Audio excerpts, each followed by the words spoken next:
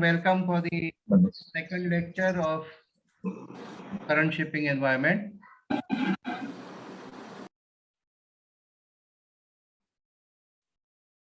Audience, are you able to listen to me? Yes? Yes, sir.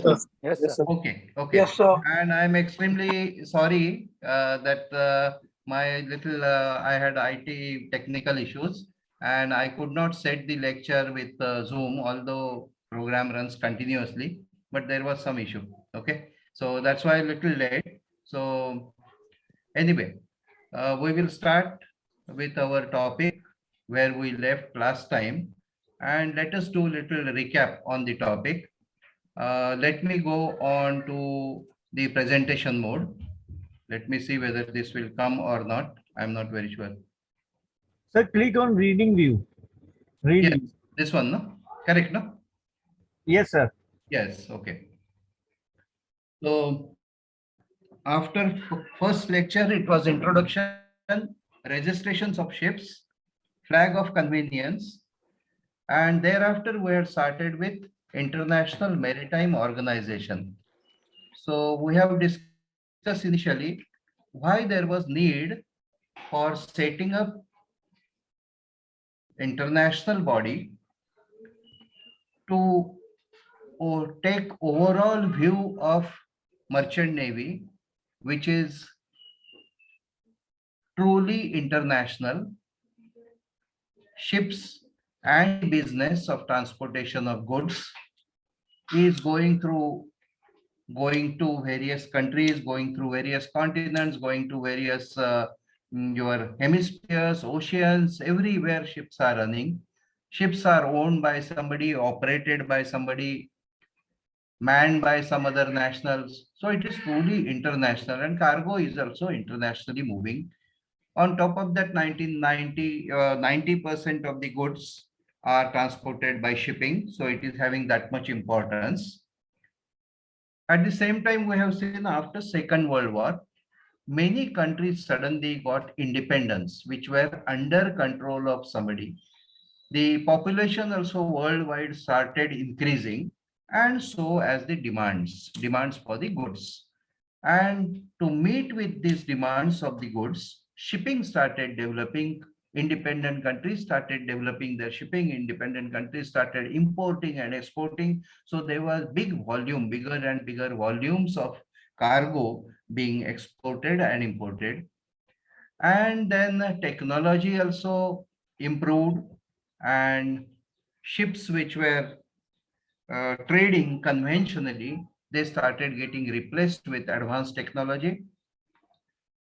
The number of ships increased, the types of ships increase as per the requirement of the cargo and volumes of the cargo, and size of the ships also increase. And that we have seen that as of today, you are having a VLCC or ULCC, ultra large crude carrier, which can carry more than 5 lakh tons of crude oil.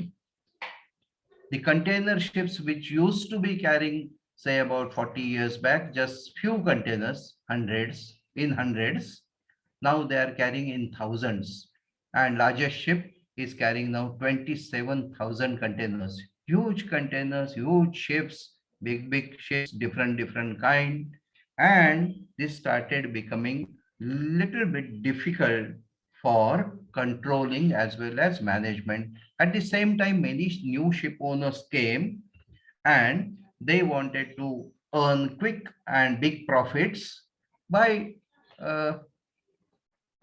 anyhow, by cutting corners, not maintaining ships, and marine disasters started happening. And these marine disasters were damaging. They were, of course, lives were lost, many lives were lost, as well as damage to environment, damage to nature. Of course, loss of property is a third matter, but lives, damage to environment, these are on priority. So there was need to have international body who can overview entire operations and suggest combine all the maritime countries together and suggest some changes, modification, advisories, regulations, and therefore United Nations organization, their one wing was formed, which was called as Intergovernmental Maritime Consultative Organization, IMCO, or earlier used to be called as IMCO, was therefore established by a convention adopted in Geneva in a conference convened by the United Nations in 1948, and IMCO was established in 1949. Okay. Thereafter, in 1982, the word consultative was dropped, and IMCO name became only IMO, because it was not only consultation. It wanted to have firm place in merchant navy and to have total control, to have safeguard, protect the lives, environment, and the properties. Okay. IMO slogan we have seen: safe, secure, and efficient shipping on clean oceans. So safe means shipping should be safe for the people sailing on board, for the people who are staying ashore. Secure means they should not be having any fear from acts of terrorism, acts of piracy. So such fear should not be there, means fearless business of transportation should be there, and it should be efficient also. So while transporting goods, you must have efficiency also. And when you are transporting goods from one country to another country, you must keep the oceans clean. That means you should not damage the environment. It is not only oceans clean, it is also your air keeping clean, sea water keeping clean, environment keeping clean. So it should be efficient without damaging environment, safe and secure. So this is the IMO slogan that we have seen.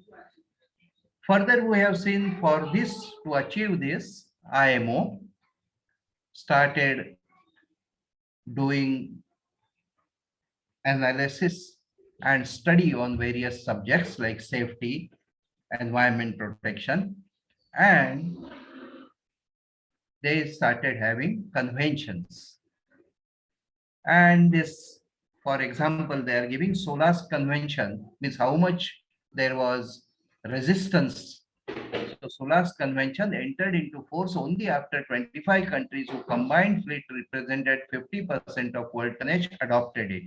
Okay, so people also were very reluctant to follow these little stringent rules. So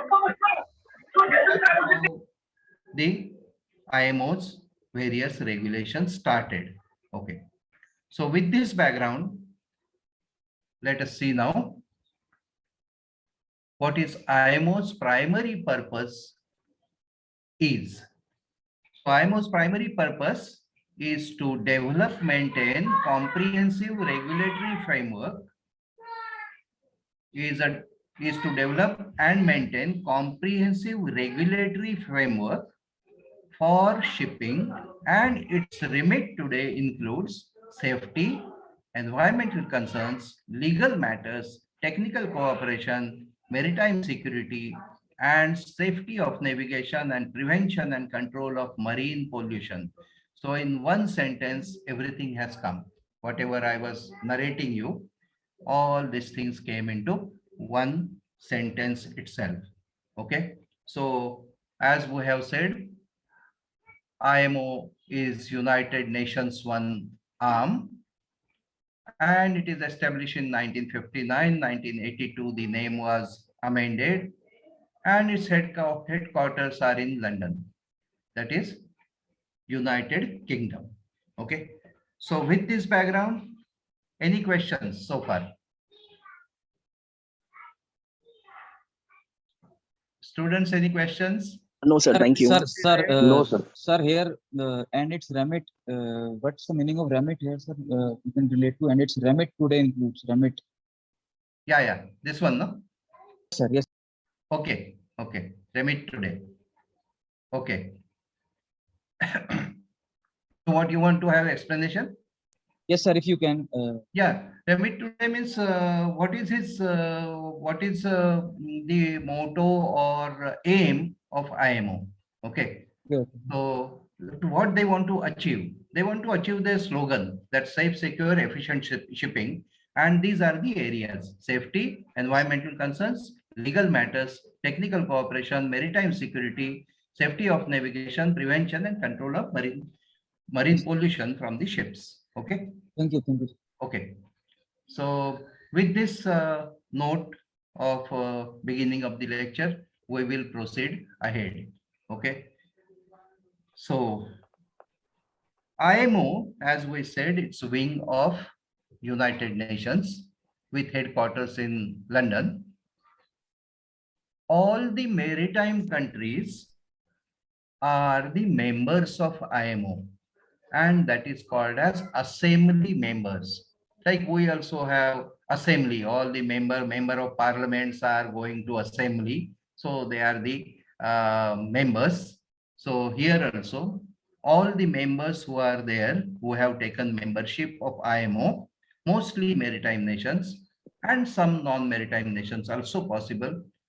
So those are called as assembly members, and that total countries who have taken membership are known as assembly. Okay. So assembly, like whenever we are speaking about all this, you should at your home, you should study cooperative housing society. Study means not rules, regulation, but how it functions. Most of you, I presume that you are staying in cities where cooperative housing societies you are living in, and you have cooperative housing society, you have all the members who are staying in the building who are owners in building, they are the members, and that is called a general body. Here we are calling it as assembly. Okay, just a resemblance I am saying. Here we are calling it as assembly. There we are calling a general body. You must have heard that word AGM several times, and that AGM means annual general body meeting. Okay, so this is assembly. Okay, now all the members of the society, they do not go to their office, or they all of them do not do the business of the society, cooperative housing society. There will be society office, there will be some manager who will be looking after day-to-day basis affairs, and some members will be elected as committee members, managing committee members. And similarly here we are having council members. Okay, and council members are elected by assembly. So assembly, council. Okay, we will see the details. So assembly and council, like we are having general body and managing committee. Then managing committee will appoint one more person as their chairman and secretary to look after the affairs. Okay, and in society you will have some office also. So similarly IMO is also having office at London, and there are about 300 people working there for day-to-day basis, and there is a secretary general. Okay, that we will see little later. Then with council there are 5 committees, as we have seen what IMO wants to achieve through various wings. So these are called committees, and biggest largest committee is Maritime Safety Committee, MSC. This one, Maritime Safety Committee, MSC. Then second committee, which is bigger, is MEPC, Marine Environmental Protection Committee. Then one more committee is there, Technical Cooperation Committee. One more committee is their Facilitation Committee, and fifth committee is Legal Committee. Okay, so what these committees are, what they do, that also we are going to study a little bit. And as Maritime Safety Committee is having large scope and many different areas to work on, so they are having at present 11 subcommittees, and these 11 subcommittees. Okay, so this is called as organogram of International Maritime Organization. Okay, just you have to remember, this is International Maritime Organization. Okay, and this is organogram. So when question comes that write about International Maritime Organization and its organogram and its functions, you have to draw like this or whichever way suits you, and you have to explain this. Okay, so the question comes for 20 marks in various forms and different words. Okay, so let us go to next slide. IMO is governed by assembly of members. So all the countries which are members of the IMO, they are governing. They are governing means they are controlling. Okay. It is administered by council of members elected by assembly. So assembly will elect council members, and council members will be dealing with the subcommittees and subcommittees. Okay. The work conducted through 5 committees supported by technical subcommittees. Okay. So 5 committees, the work will be divided by the area, whichever area that work falls on, and it will be done. Okay. Member organizations may observe the proceedings of IMO. Okay, so member organizations who are members, just members of the IMO, who may not be assembly members, they can be observing the proceedings of IMO. Proceedings means how IMO is functioning, what the decisions are making, how the discussions are going on. They can attend meetings also. That also we will see little bit more in detail. Okay, but voting right only those assembly members are having. Now, how many assembly members are there? Let us see. Here it is, I think, given on top line, which, okay, next. It is going under the heading here. Okay.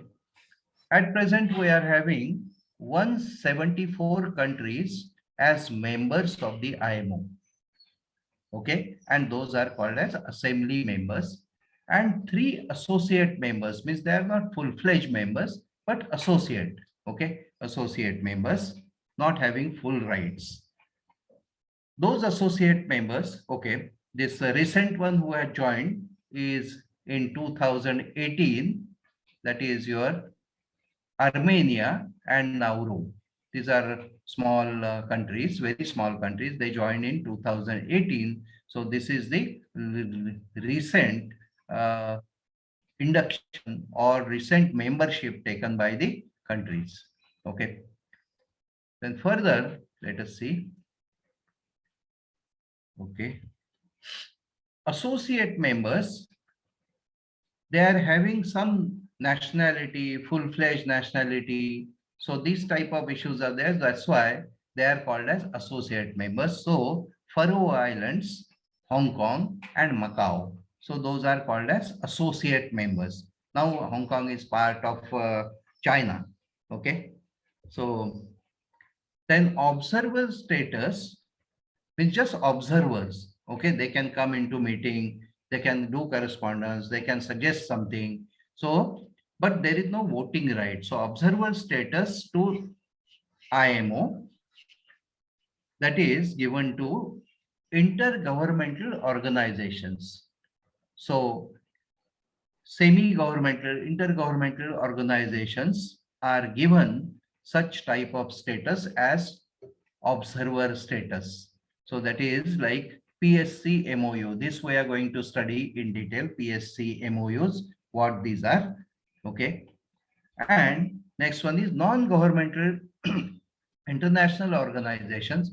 So non-governmental organizations, but connected to shipping, important to shipping, they are also given the uh, consultative status. So IMO can consult them, the committees can consult them, the council can consult them. So those are like BIMCO and International Association of Classification Societies. So such bodies are there who are doing important work in shipping. So they will be given consultative status. Means if I have doubt, I can consult you. If I am taking some decision, I can consult you that whether it is correct, how it can be improved, whether it is not correct, whether it can be improved further, whatever. Okay. So that is given as consultative status. Okay. So let us move further. Sir, Yes, sir, please. sir, does associated members have the voting right, No. or they also do not? Only No. the assembly members have the voting right. Yeah, only 174 members have voting rights. Okay, thank you. Yeah, okay. Thank you. Okay. Now, as I have explained you, the London office is Secretariat Office, headed by Secretary General, who is appointed by the Council, and there are about 300 people working in that office in IMO's headquarters. Okay, and these are the 5 committees. Okay, let us go further quickly. Assembly of all member states 174. It is highest governing body. Assembly is highest governing body of the organization. They meet once every 2 years, unless otherwise it is required for some urgent matters. Otherwise, routinely they will be meeting every 2 years. So all the country representatives will be sent for IMO every 2 years.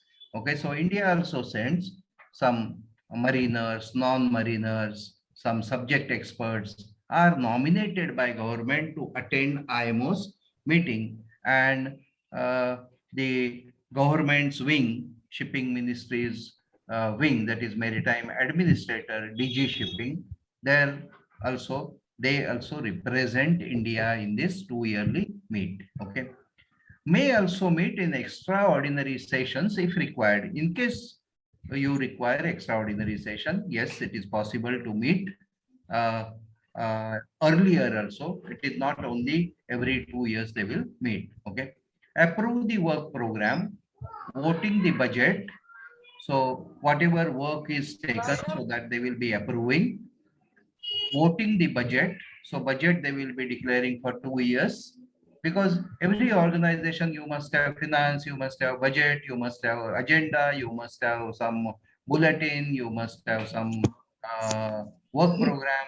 So all such type of things will be approved by the assembly, and determining the financial arrangements. Okay. Elect Secretary General periodically and also elect the council. So assembly will be electing council. Council means from amongst those countries, 174 countries, council members will be elected for specific terms, and also Secretary General to head the office, which is at London. Okay. Pass a number of resolutions numbering with A. So any resolution is passed, जो बोलते हैं ना कि ठराव मंजूर हो गया, this is passed in assembly, what we also hear. So like that, so whatever is passed by assembly is numbered with A when that document comes out. Okay, and they will be giving one specific number to that. Okay, so this is the function of the council, and this is Secretary General. What we said, that Secretary General will be heading the London office for day-to-day basis functioning of the office, or day-to-day basis functioning of the IMO. So he is elected by assembly. Tenure is generally 4 years, but maximum tenure which happened is 16 years. That is 4 terms. Normally, this tenure gets over by 4 years, a new person takes over. But exceptional case, 4 tenures were given to a person who was Indian, and we are going to see his name very soon. Okay, so these are the all previous names of the Secretary Generals, and from 1959 it is giving you all the historical data. And if you see here, late Mr. Chandrika Prasad Srivastav, CP Srivastav, famously known as, who was from IAS cadre. He was there as IMO's Secretary General from 1974 to 1989. So total 16 years he was there in IMO as Secretary General. Okay, so this was a unique thing that 16 years one person was there from India. Yes, no comments further. And Mr. Kitak Lim is there from 2016, and he also got now extension. 4 years he has finished, and one more extension he got, and his appointment is now up to 31/12/2023. Okay, so he got 2 terms extension, second term extension also. So present Secretary General is Kitak Lim from Korea. Okay, so you need not remember all the names, but as this is related to India, that's why we are highlighting here. And present Secretary General, if you are going to be in shipping, you should be knowing. Okay, and his tenure is expiring on 23. Okay. Okay. Council. The council is elected by the assembly for 2 years term beginning after each regular session of the assembly. Means assembly is meeting every 2 years and they will appoint council members for 2 years term. Okay. Then how these council members will be total 40. Okay. Boys, you are able to see this or not, students? Boys means whenever I say it is common gender, boys and girls. Okay. I'm sorry, every time we are teaching to marine field. So every time we are saying only boys. So do not get me wrong. Whenever I say boys, it is for students, addressing to students, and it is for girls, boys, gentlemen, everybody. Okay, ladies. So just excuse me for that. Okay. So are you able to see this council 40 members here? Yes, yes, sir. Because Yes, sir. on my here that is a taskbar is there, and I'm not able to make it this thing, or make it small or move it from here. So that It's visible, sir. It's visible. it can. Sir, press escape. Okay, I can shift it down. No. Oh yes. Yes, sir. Yes. Okay.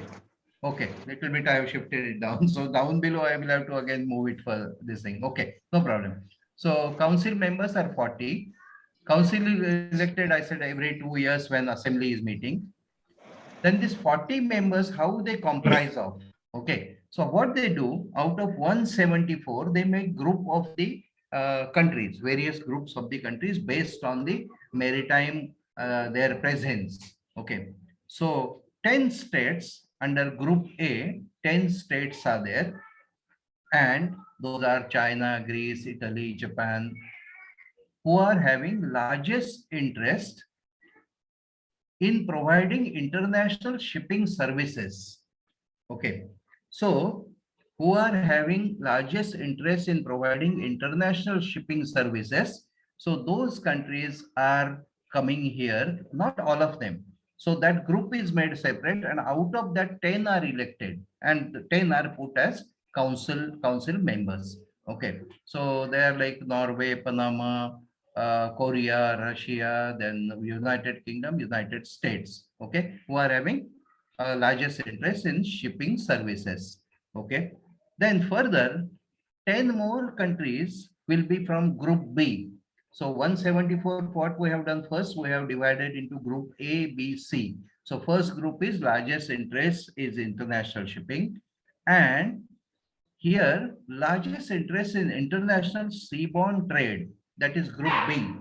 Okay, so Group B countries, amongst them, 10 countries will be selected and they will be put as 2 years members of the council. And India happens to be also member of the council, one of the council member, almost permanently. And presently also India is member, and that is going up to 2021 membership. And elected November 17 and 19, again it is extended, and now November 21 also it will be extended. Okay, India's membership as council member. Okay, because India is also having a largest interest in seaborne trade, because India is big importer of the goods and as well as exporter of the goods. Okay, first time voting took place, and our minister, shipping minister, that time he was shipping and road transport. So Shri Gadkari ji attended and addressed in IMO. First time any minister had gone to IMO meeting and addressed it during the voting. Okay, and India was elected again. Okay, so it is now extended from 19 to 21. So this is a unique presence of India, which was made by his government all over international, all uh, places. India is making its presence felt by the people. Okay, so this is one of that agenda. Okay, another 10 members will be from Group C.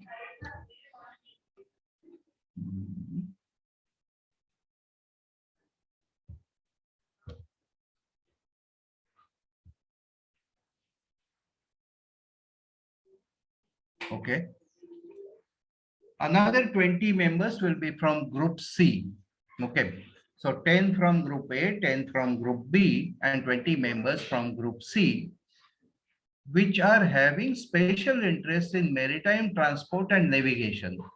Okay. First is maritime transport. Second is maritime trade. And third group is who are having special interest in maritime transport and navigation, whose election to council will ensure the representation of all major geographical area in the world. Okay, so while electing members of the council, the assembly will look that they will see that all the representation from the corners of the world is also there in the IMO.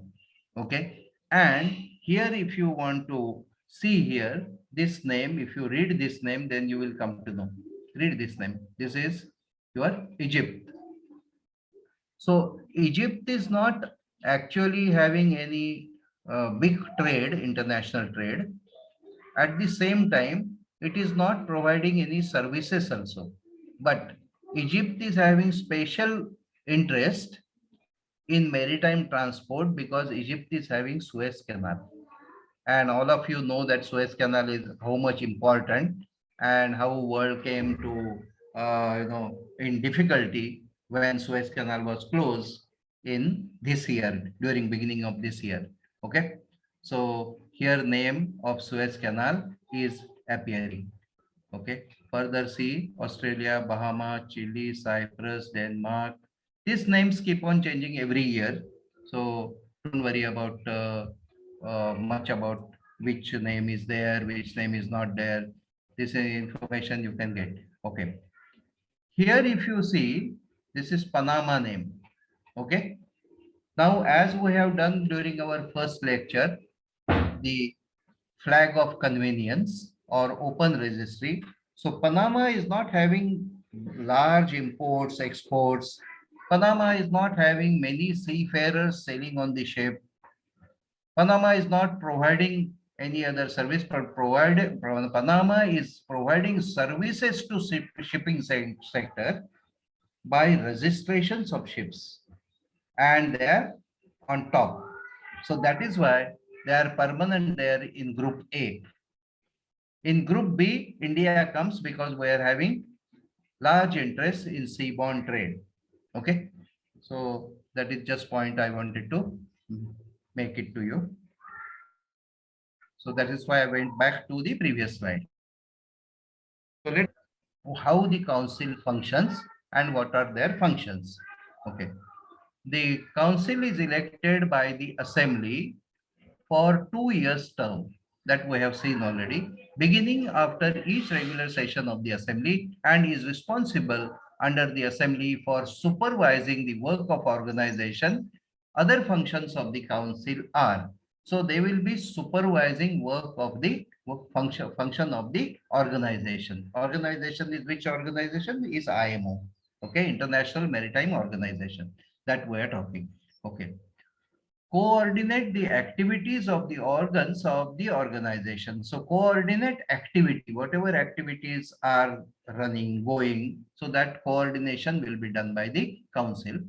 Consider the draft work program and budget estimates of the organization and submit them to assembly. So that means whatever work is done by the basic office, whatever work is done by the committees, that will be put up to the council, and council members will work on that. And if they feel, they will put it back to the from where it has come, and they will suggest something, some corrections, some amendments, some advices, and final draft copy which will be there, that will be put up to assembly for approval. Okay, receive reports and proposals from committees and other organs and submit them to assembly and member states with comments and recommendations as appropriate. So council will be suggesting, or council will be giving the recommendation. Okay, this should be done like this and this should be passed to the assembly members, and assembly members will do the needful during their meeting. Okay, appoint the Secretary General subject to approval of the assembly. Okay, so Secretary General's name also will be given to assembly for their okay, for their affirmation or for their saying yes. Okay, enter into agreements and agreements or arrangements concerning the relationship of the organization with other organizations subject to approval of assembly. So other organizations means IMO is one organization. You can have World Trade Organization, you can have World Health Organization, you can have International Labor Organization, you can have BIMCO, Baltic and International Maritime Council. So several other shipping organization or non-shipping organizations are there, and you have to have coordination with them. You have to take their advice. You have to so you have to enter into some agreements or arrangements with them, but that will be done after the approval of assembly. Okay, so let us go further. This is now first important main committee of IMO, Maritime Safety Committee, highest technical body of IMO.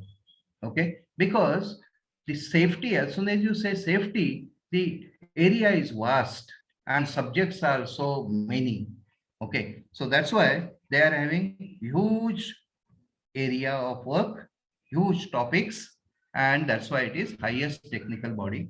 It consists of all member states. Okay, functions, what is the functions of this MSC is consider any matter within the scope of organization concerned with aid to navigation. Okay, we'll see now one by one. Navigation of the ship. Navigation is actually art to take ship from point A to point B. Okay, on the oceans. So that is navigation.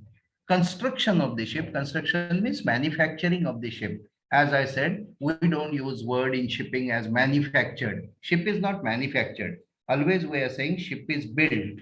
Okay, so these are all marine terminology you must be must have acquaintance with. And we are saying it is ship built. Okay. And ship building means construction of the ship, we will say. Okay. We are not saying assembly or manufacturing. We are saying construction.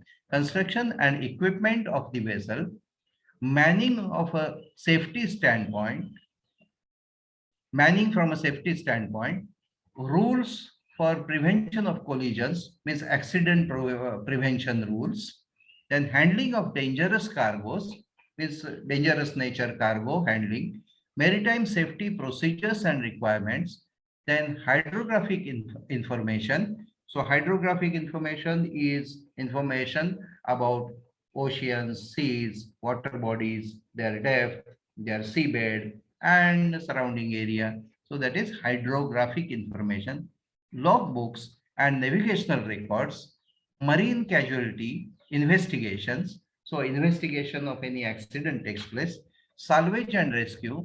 So salvage and rescue operation, salvage and rescue is whenever ship is met with accident, then to recover back. If ship has sunk, then to refloat the ship and recover the property, recover the cargo. Those are called as salvage is basically saving the people first, and then salvage and rescue. Okay. And any other matters directly affecting maritime safety. So any other matters also which are directly affecting maritime safety, those will be looked after by MSC, that is Maritime Safety Committee. Okay. Let us see further. The committee is also required to provide machinery for performing any duties assigned to it by IMO convention or any duty within the scope of work which may be assigned to it by or under any international instrument and accepted by the organization. So whatever organization's responsibilities, duties are there, which are accepted by them, that will be further dealt with by the committee. Okay.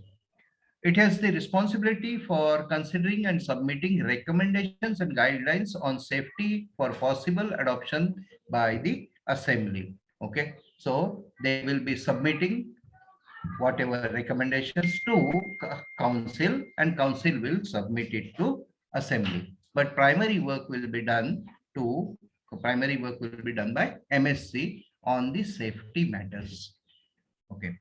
The expanded MSC adopts amendments to conventions such as SOLAS, including all member states as well as the countries which are party to conventions such as SOLAS, even if they are not IMO member states. Okay. So even you are not IMO member state, that doesn't mean you are free not to follow the IMO conventions. Okay. If you want to be in international shipping, you have to. Okay. So any convention means first whatever is prepared, suppose convention is prepared, then some changes or some recommendations later on or some corrections are to be done, they will be done by the MSC. Okay. MSC meets twice a year. See here now how it is changing. Assembly meets once in 2 years. Once in 2 years. Okay. Assembly, the council is meeting once a year, and MSC, because MSC subjects are large, they are meeting twice a year. So that is May and November. So all the Maritime Safety Committee, whoever are members there, whoever are expert people appointed by the governments, they will be meeting to deal with whatever subjects, whatever new things they have found out. So that will be in May and November every year. Okay. And MSC has many subcommittees, and those numbers are 11. Okay. Here we are having another person, Indian person, who was there on the MSC, Maritime Safety Committee head, as director Captain Ashok Mahapatra.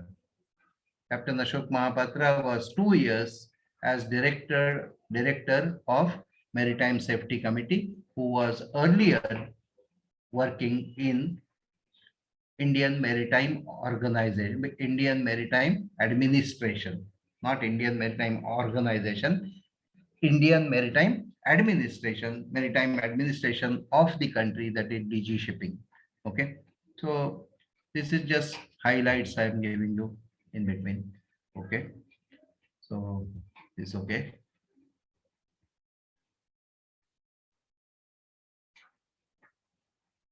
Now this is subcommittees. Okay, I'm just saying seeing the heading of this. Okay, subcommittees, they meet once every year. Okay, subcommittees of MSC, Maritime Safety Organization. So which are subcommittees? I will not be going into complete details of the subcommittees. I will just run through. Okay, so it will be, at least you will be hearing that at least once. Standards of training and watch keeping.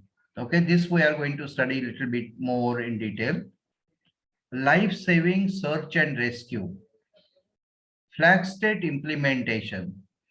Okay, this is also in MEPC, means they are also having something to do with MEPC. That is what it is saying. Okay, bulk chemicals. Then ship design and equipment. Then safety of navigation. What I'm reading is all subcommittees under committee, which is called as Maritime Safety Committee. Okay, so carriage of dangerous goods, stability, load lines and fishing vessel safety, radio communications, fire protection, bulk cargoes and containers. So presently these 11 committees keep on working on various topics, various subjects, and they keep on submitting their report to main committee. Main committee will submit their report to council. Council will submit it to assembly for decision, whatever has to be appropriately taken. Okay, so let us see further. Next committee is Maritime Environmental Protection Committee, MEPC. Okay, out of this, twice a year only one committee meets, is on the MSC. MEPC, all these committees meet once a year.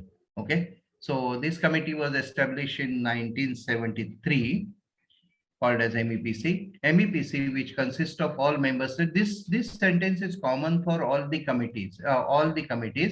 That they are consisting of all the member states, is empowered to consider any matter within the scope of organization concerned with prevention and control of pollutions from the ship.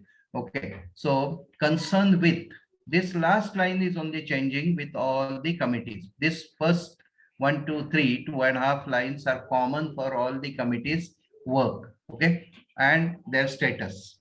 Okay, so in particular, it is concerned with the adoption and amendments of the conventions and other regulations measures to ensure their enforcement. Okay, and these conventions are regarding what? Their conventions are regarding the prevention of pollution. Okay, then MEPC was first established as a subsidiary body of assembly and raised to full constitutional status in 1985 as a committee. Okay, meets once every year. So all the committees are meeting once every year. Okay, so you have to make some common points and uncommon points, and remember this, because then it will be easier for you to write in the exam paper, or even to remember that who meets when, what is the frequency, to make your answer. So these are meeting once a year, responsible for coordination of activities in prevention of control of pollution of the marine environment from the ships. Bulk Chemicals Subcommittee and Flag State Implementation Subcommittee are also subcommittees of MEPC. But MEPC does not have many subcommittees. This is only one small thing attached to MEPC. Okay, not having a special status as subcommittee. Okay. Legal committee. Now let us see legal committee. Okay, legal committee, as the word says, it is for legal matters and legal complications internationally which are facing. And their complication is what? Whenever legal thing happens, many cases take place, any cases are there, then these cases are run into local courts, and local courts will be taking views as per their local laws, municipal laws. Okay, and that is why legal committee is required, because shipping is international, it is complicated, and how to decide, what to decide, who is at fault, all these things take different turns or modes. So that's why you require some advices from international level. So legal committee empowered to deal with legal matters within the scope of organization. So IMO and Merchant Navy, those scope that they will be dealing with, consists of all member states, meets once a year. Okay, I have just made a short form from that previous 2 3 lines. Okay, established in 1967 as a subsidiary body to deal with legal questions post Tory Cannon disaster. Tory Cannon was a accident, marine accident or marine casualty, and a lot of pollution had taken place. So that's why.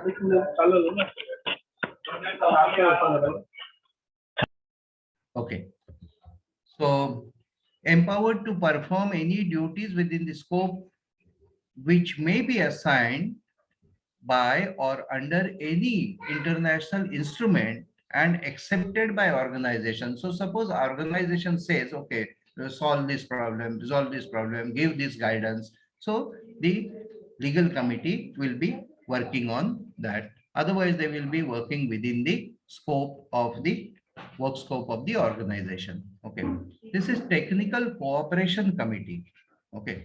Technical Cooperation Committee considers any matters within the scope of organization. Oh, it is not new. It is scope of organization, yes, with implementation of technical cooperation projects for which organization acts as executing or cooperating agency, any other matters related to the organization's activities in the technical cooperation field. So just to understand very fast how they will be doing it, let's see. Consist of all IMO members, yes. Once a year they will meet. Established in 1969 as a subsidiary body of the council, institutionalized by means of the amendment in IMO convention which entered into force 1984. So this is a little background of the committee. And further, responsible for coordination work of IMO in provision of technical assistance in maritime field, particularly for developing countries. See, developing countries do not have much expertise as the developed countries are having. Like shipping progressed countries, not progressing or not progressive, progress countries are having the expertise available, like Europe, who are having lot of expertise. America are having a lot of expertise. UK especially is having a lot of expertise in your maritime sector. So compared to that, the developing countries, even India, we do not have so many expertise as are there, but still we are okay. So what they do, they will be giving you the technical assistance. Suppose you want to develop a port. So IMO will give you technical assistance. IMO will advise, okay, this person you can take advice from, this person like this, or you should do it like this. We will give you help, whatever is required, like containerization. So containerization, any various matters like bill of lading or your multimodal transport contract. So these type of things will be working so that there is a smooth transportation and fast transportation of the goods, and developing countries are also coming along with the developed countries. So that is the their aim to achieve that. Okay, so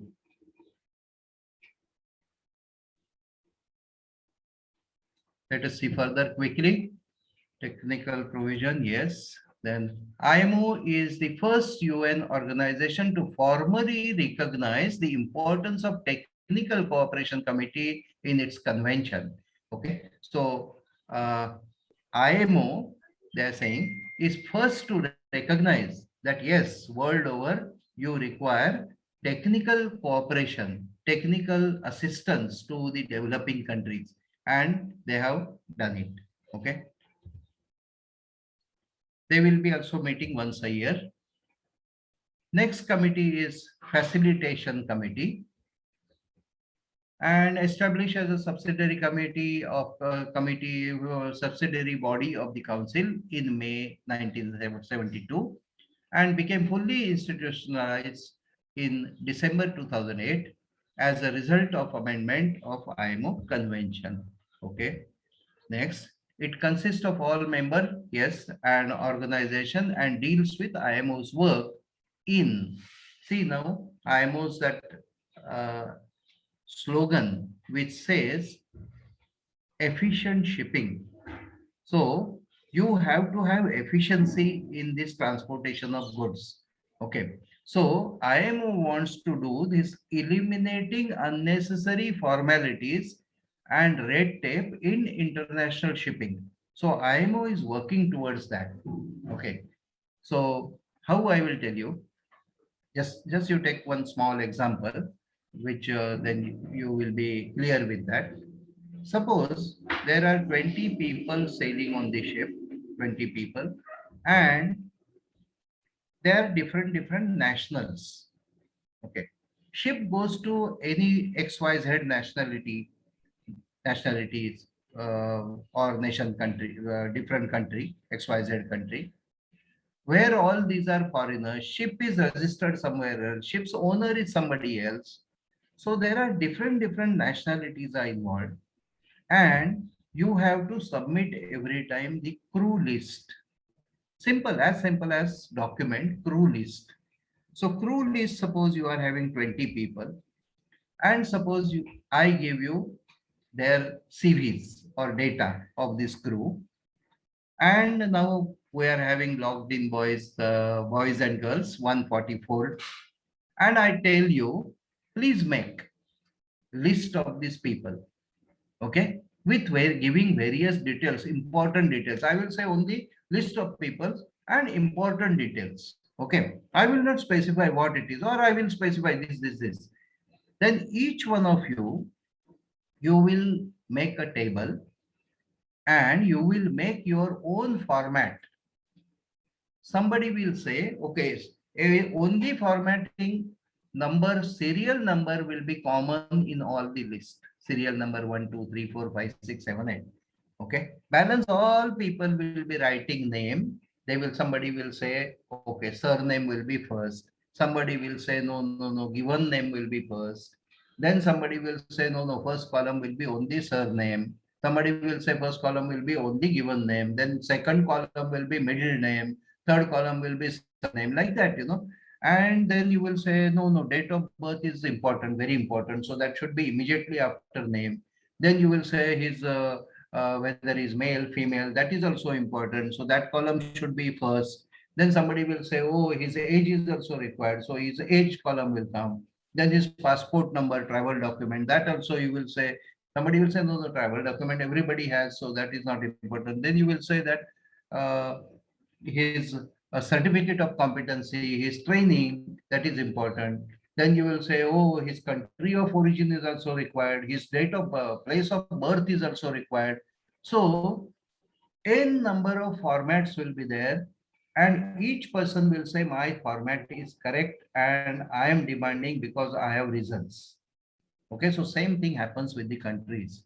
When ship goes and you have to submit as simple as document, your crew list, each country will ask each port in the country. It is not that only country. Each port in the country also they will be having different formats. They used to have different formats, and it was unnecessary work.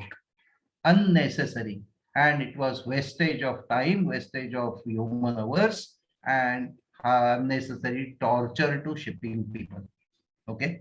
So IMO said, why not make a common format for the crew list and submit this crew list once for all over the world. Okay, so ship will make a common crew list, and nowadays it is called as IMO crew list. So this type of work also somebody has to do world over, and that is done by. So similar work they do, and that is why this line is very important, eliminating unnecessary formalities and red tape in international shipping. How did you understand the example which I gave you? Students? Sir, it was very relevant and simple, sir. Okay, very good. So you have understood, no? What my aim is that you should understand. Otherwise, just reading this, eliminating unnecessary formalities and red tape, you may not appreciate or you may not visualize what it is. Okay. So anyway, okay. And that convention, what this paper convention, no, that is called as Facilitation of International Maritime Traffic 1965, which is very famously known as FAL Convention. Okay. So let us go further quickly. In particular, in recent years, committee's work, in accordance with the wishes of Assembly, has been to ensure the right balance is struck between maritime security and facilitation of international maritime trade. So while doing this, you must have maritime security also should be taken into account. Maritime security means illegal exports, forging documents, all such type of things also are dealt here. Okay. Further, responsible for IMO's activity and functions relating to facilitation of international maritime traffic. Aims are to reduce formalities and simplify documents required when entering and leaving ports terminal. Okay, so that is inward and outward entry of the ship. The students who are from shipping, they will know or they will remember this inward formalities and outward formalities. So they want, IMO wants them to be uniform, standardized, and as simple as possible. Okay, they also meet once a year together. Okay, now discussing about conventions, accord, protocol, and code. Okay, so we will finish these topics and we'll take a break. Is it okay? Yes, sir. Yes, sir. Okay, so just listen carefully now. Okay, listen carefully about the convention. What is convention and what is regulation, and what is difference between convention and regulation? What is difference between convention and code? Okay, so don't go on this what the definitions are saying. Just listen carefully. Okay, now 174 countries are members of IMO, and IMO has done analysis. IMO has done good analysis of marine casualty or any accident or any damages which took place, any lives were lost, and they come out and suggest that okay, I'm just giving you this example only. Yeah, this not, it may not be true or it is not relevant also, but I will give you example. IMO says, okay, each ship must have one equipment called as X for saving lives. Okay, equipment is costing suppose 5 lakh rupees. Equipment is available in market, already people have made it, and IMO says yes, every ship, if this equipment is provided, then ships losing life of the seafarers will be reduced. Okay, suppose this type of proposal comes from council to assembly, and assembly, all 174 members are sitting there, and they put this proposal that this equipment is made compulsory. Equipment name is X. I am saying it is only X. Okay, so all the countries see if it is a very, very expensive equipment, many countries will say, no, no, no, no, we don't want to have, because it will be burden on our ship owners. But if it is a smaller thing, and really suppose people are going to be saving their lives, then people will say yes. Out of that also 174, maybe 70%, 80% people have said, people means countries have said yes. Yes, we will go ahead. And how much time? After 2 years, we can implement it. Okay, like that, suppose proposal is there. Then IMO passes it like we are passing it in our assembly. So IMO has passed this, that people have agreed that X equipment will be provided on ship and it will be after 2 years. Then it will be compulsory. Okay. So majority, if they have said yes, then it is passed as convention and it will be implemented after 2 years. Okay. So this convention word is agreement of the countries.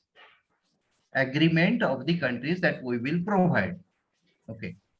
Now, suppose countries like developing countries, take a case, we will take of India. Suppose India also has agreed there in London during the assembly meeting that yes, I am raising hand, we will. Okay. And after coming here, they said, okay, we will do it. And nothing is done in India because India governments also have to do their part because that is convention. And you have to make a rule. Suppose tomorrow after 2 years, ships are not having this equipment X. Suppose one foreign ship comes and it does not have this equipment X. And suppose you stop that ship from sailing, you say, no, no, this equipment has to be there with you.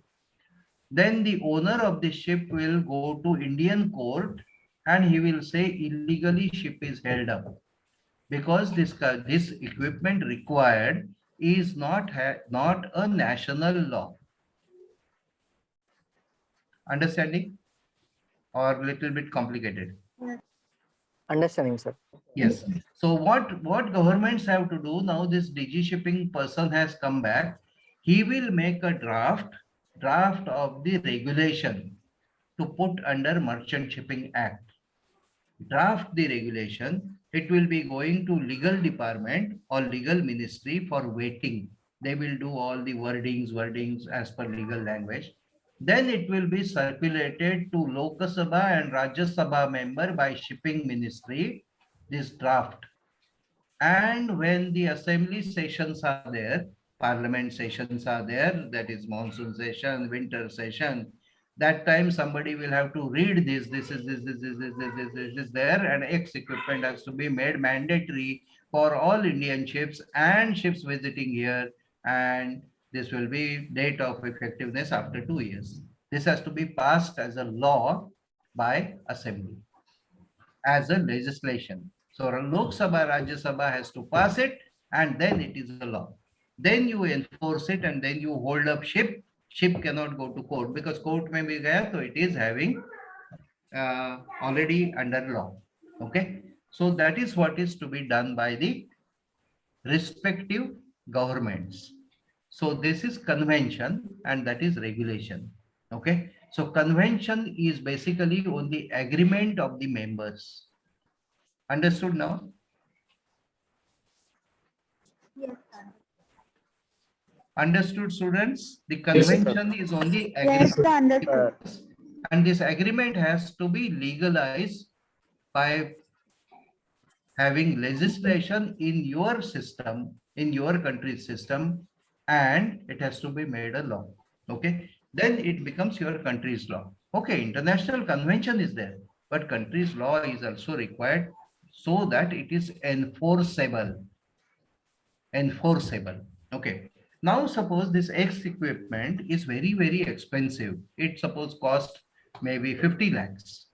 And many countries say, no, no, no, we cannot put so much burden on our ship owners, and we are not accepting this at all. Okay. So if majority of the countries are not saying yes to this agreement, then what happens?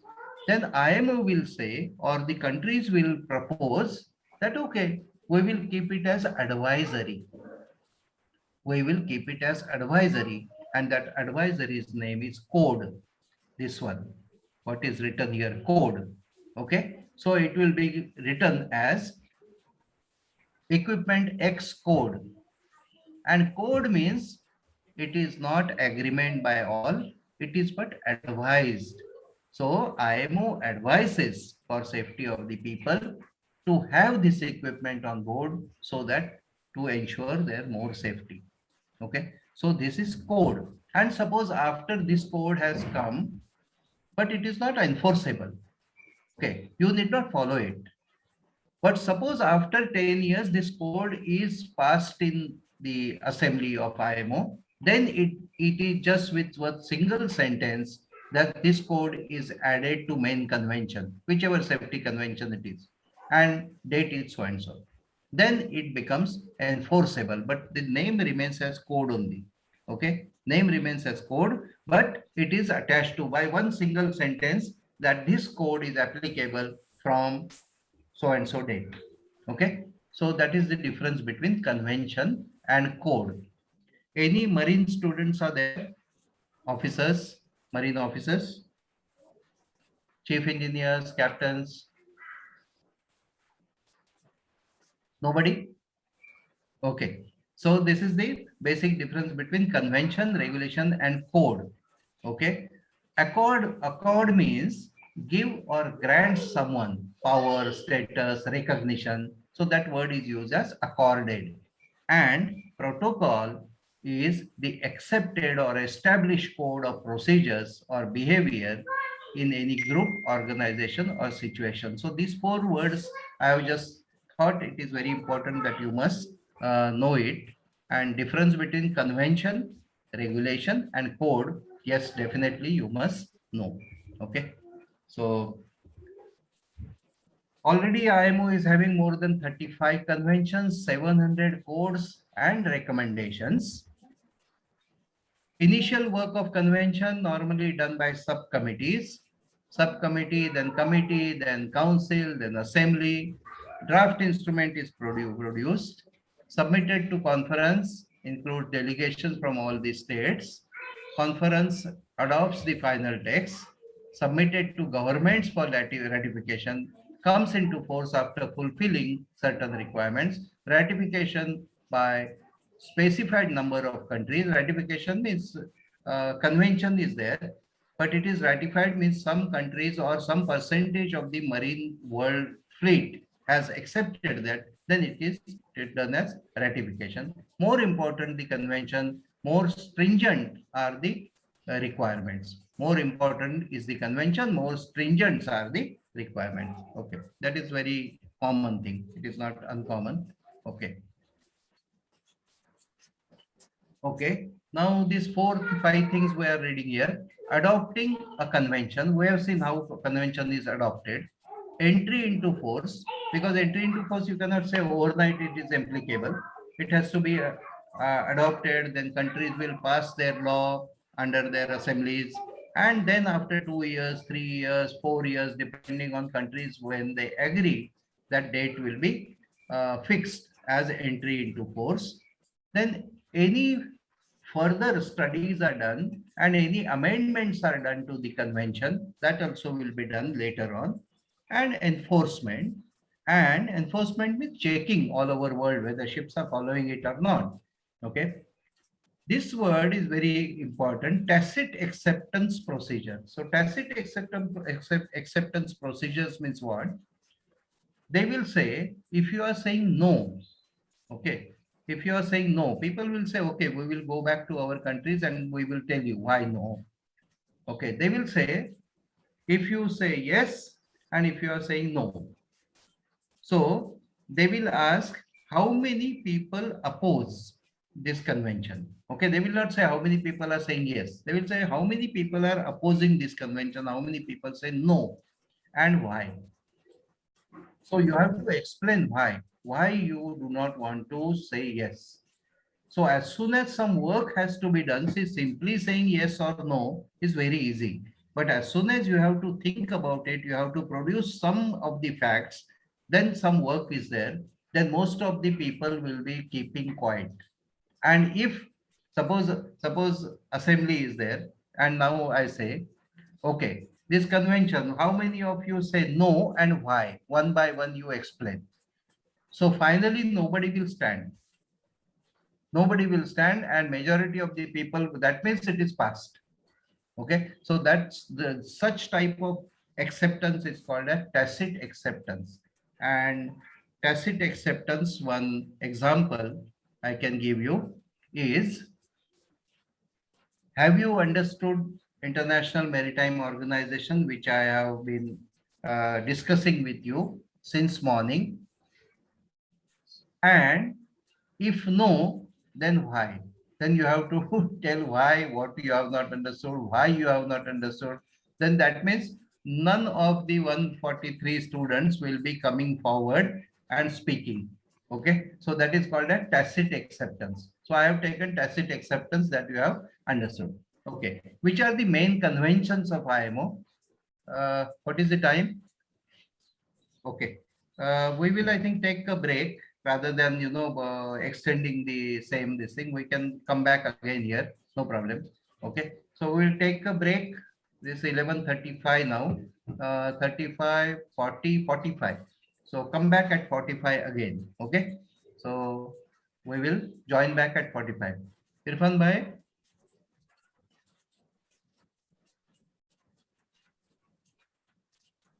Irfan bhai, you are there?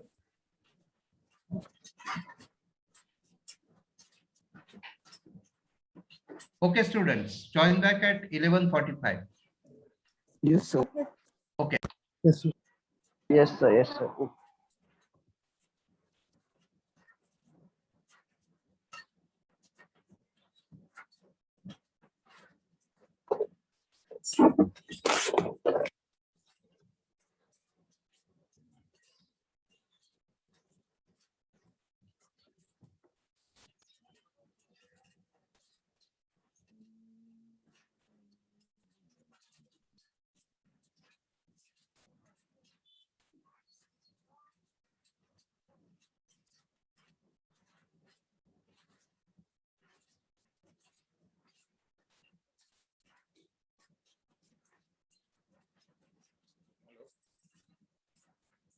Hello.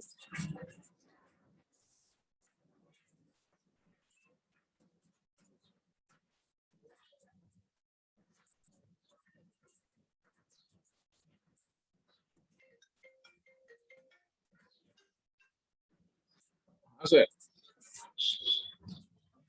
नाही आता तुमचा phone आलेला मला म्हणून ते call केलं नाही मग ते कधी काय फोन केलं काय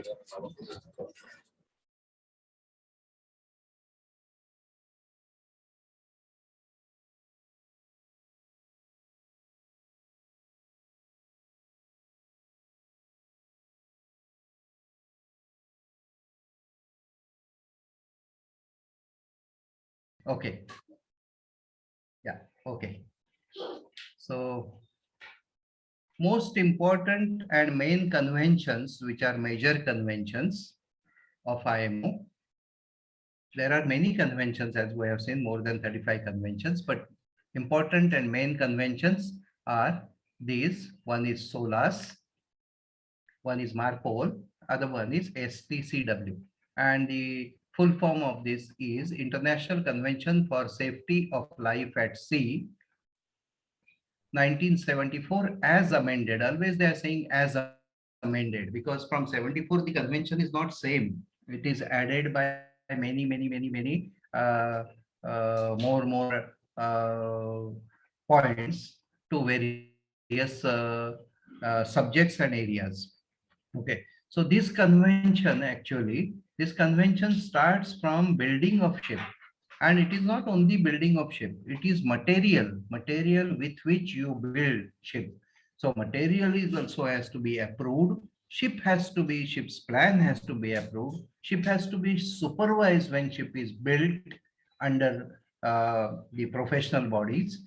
So that is also under, so construction of the ship, then delivery of the ship, handing over of the ship, then operations of the ship, how owner is going to be getting, doing the operations, registration of ship, then all this implementation of the IMO instruments, and what equipments are fitted on the ship for safety of life at sea. So all these are taken care of. So it is not only safety of life at sea is only about safety and life jacket and life boats.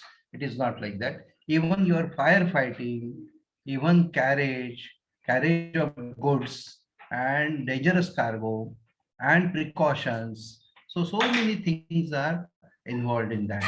So this SOLAS is a convention. Next convention is International Convention for the Prevention of Pollution from Ships 1973. So pollution from ships occurs by various methods, okay, which used to occur, and regulations are for those, like one is pollution by oil going from the ship to your sea. It may be disposable oil, or it may be sludge, or it is unusable oil, or it is used oil which is going out from the ship. So that is also pollution. Then what exhaust gases which are coming out after burning the fuel when ship is running, because ship uses very raw type of fuel, which is just before the your tar. Tar is last product of the crude oil. It is just before that, which is called as heavy fuel oil. And you have a lot of pollutants coming out from that. So that is also has to be dealt with. So one, two, that is air pollution, sea pollution, then garbage pollution. Means garbage means, everybody knows what is garbage. And as long as you stay in cities, many of us were not much worried about this producing garbage and what happens to the garbage, what happens to the plastic, or what happens to the material which we are disposing in nature, which nature cannot take care of. Okay, but huge amount of garbage each family produces. Similarly, ships also produce garbage, that is packing material, stores, spares, used spares, then food waste, then cleaning or residues. So such type of, so there is a regulation on garbage also. Then there is a regulation for ballast water also, but of course it is not in MARPOL, but it is also having ballast water, means water which is taken for the stability of the ship when cargo is not there.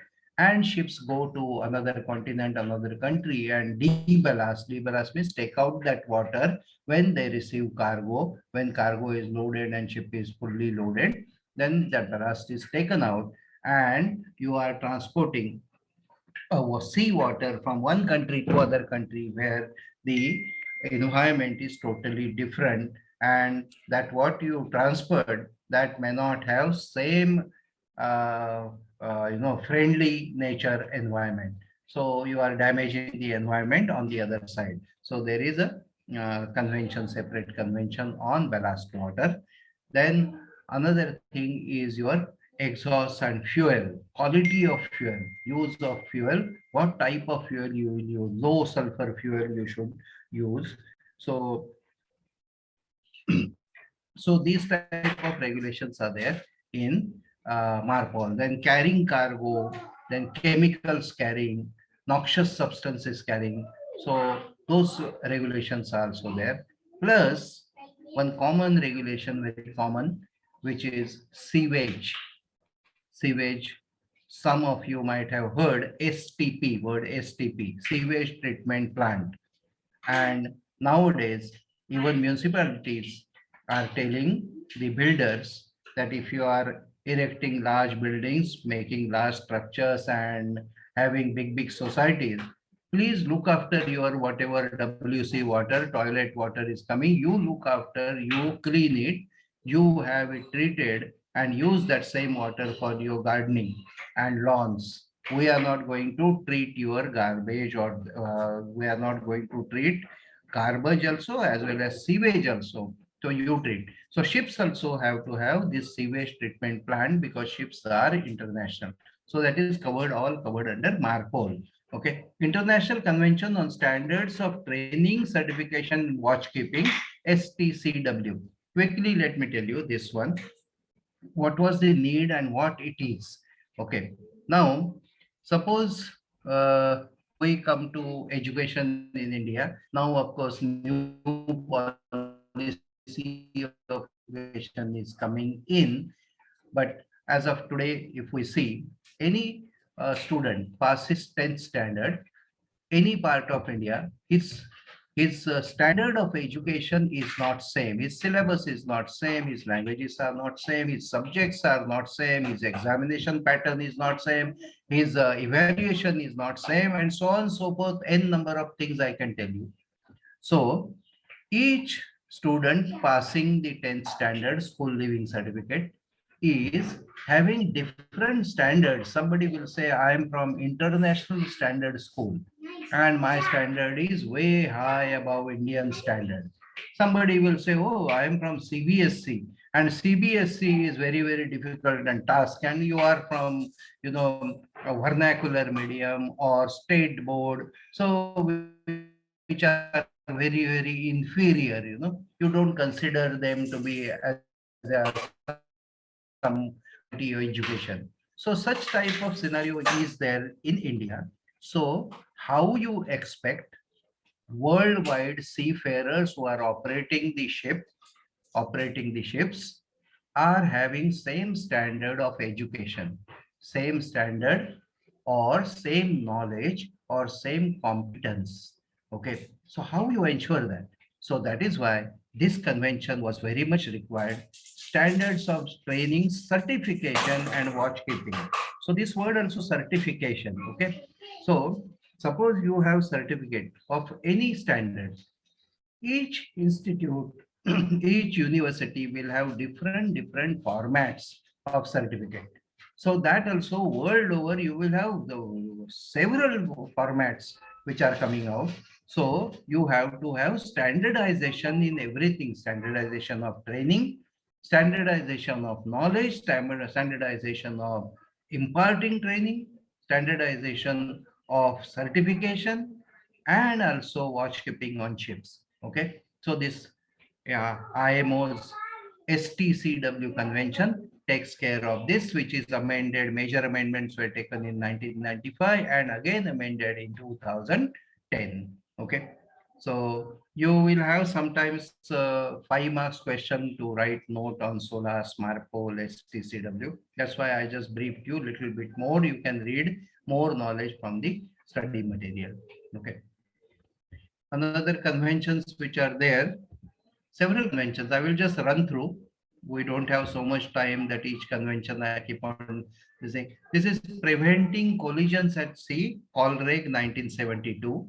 This is facilitation of international maritime traffic. We have already spoken about it, FAL 1965.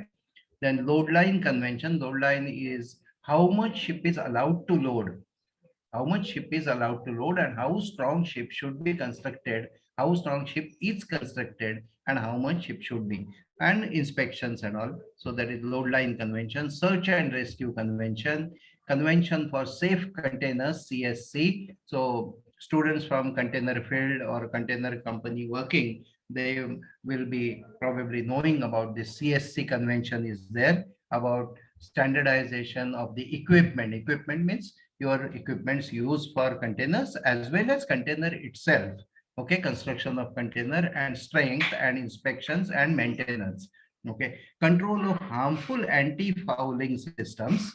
So this one now I just cannot run ahead because some of the words you may not be understanding at all.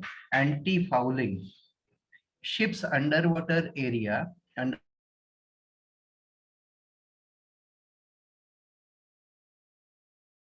barnacle, marine seaweeds, like that. Okay. And as soon as you have something sticking on the ship's side, which is underwater, your speed drops and efficiency comes down. So that is why what people started doing, they started having different types of paints, and paints manufacturers also started manufacturing different paints, sometimes even poisons to put on those paints so that your marine life will not get attached to the ship side. Okay. And your ship side will be always shining. Ship side below the water will be always shining, and thereby you will be having good efficiency as well as good average. What we call average is kilometers per liter. Okay, so you have good average.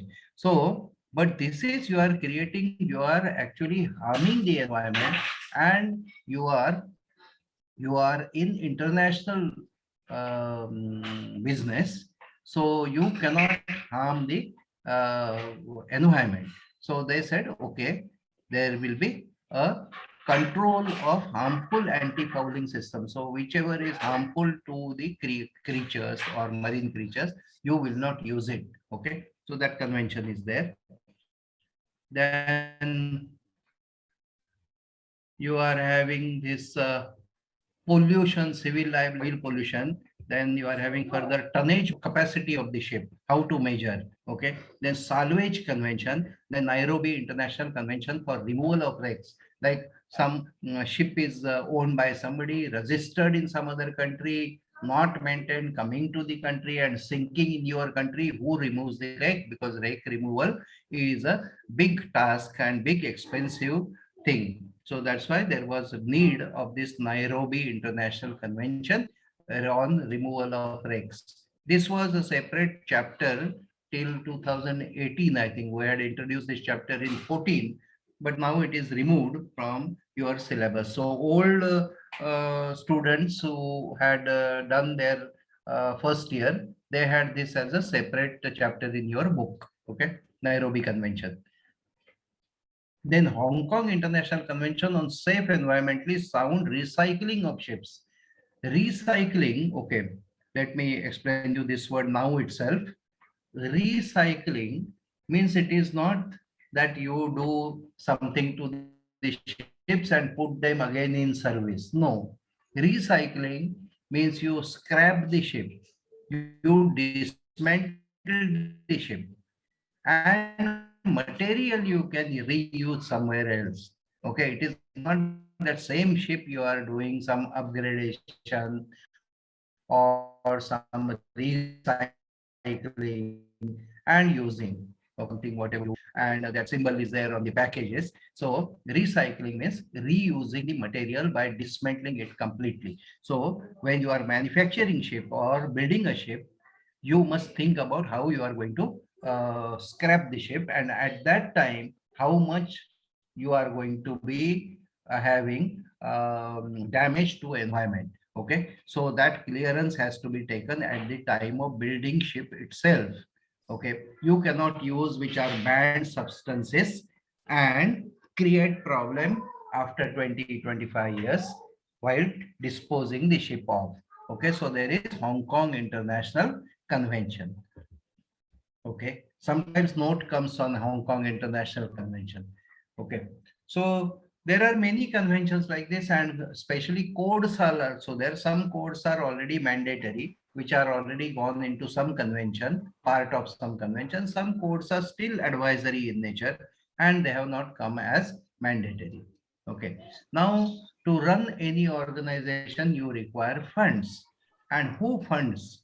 Okay, so this is the available on IMO website, that who funds IMO. This is I think 2000, quite old data, and this is Panama is giving largest funds for IMO in Great Britain pounds, and Panama is highest donor or you can say contributor, and then Liberia, Marshall Islands. So first top three are the flag of convenience who are funding IMO. Okay, so you can imagine yourself, if somebody is funding, somebody is providing funds for the organization, how much strong that party will be for passing any convention or any code to accept it. Okay, then United Kingdom, Bahamas, Singapore, Malta, Greece, China, and Japan. So these are uh, top 10 funds providing countries. So top 10 assessed contributors. This is 2012 information which is available. And so they comprise first top 10 itself, they comprise 63%. Okay. And then remaining countries are tick, tick, tick, tick, tick, chota, chota. Okay. So remaining whatever is 37% is by the other maritime nations. Excuse me, sir. Yes, So please. may I ask one question, sir? Yes, please. So regarding this IHM, sir, just wanted to reconfirm this. You mentioned Hong Kong Convention. So this Hong Kong Convention, is it in place now? Because I was just reading this IMO site. If I have not read it correctly, I think I maybe this EU SRR, under EU SRR, this Hong Kong, this IHM is valid yet. This ratification of Hong Kong Convention is still not complete because there are few countries Yes. here which have not ratified Yes, it, right, sir? yes, but the convention is already there, and But they are trying to enforce it now. No, but certification right now we have under USRR, right? Not under Hong Kong Convention. That is what is my. Yes, Okay. yes, correct. But it is still well known as Hong Kong International Convention. Just like previously, what we have seen this one, no, Nairobi Convention. But Nairobi Convention nowadays it is taken as only wreck removal convention. But it has taken place in Nairobi first. Okay. So similarly, first start is done from Hong Kong International Convention. Okay. So that's why that name is there. Okay. Maybe over the years it will change, and it will be only for ships. Okay. That is satisfied. Right, sir. Yeah, thank you, sir. Okay. Because that name will change after some time, because then this importance of this first convention gets lost slowly. Like all other conventions, SOLAS, MARPOL, they don't have the place name where the convention was passed first time. Now, okay. So probably these conventions also this name will go later on. Okay. Okay. So this is what we have seen about the funds, and these are the next is donors who are donating funds, and European Commission, Norwegian Agency, Development Corporation, 27%. European people are funding 27% donors. Okay, 9%,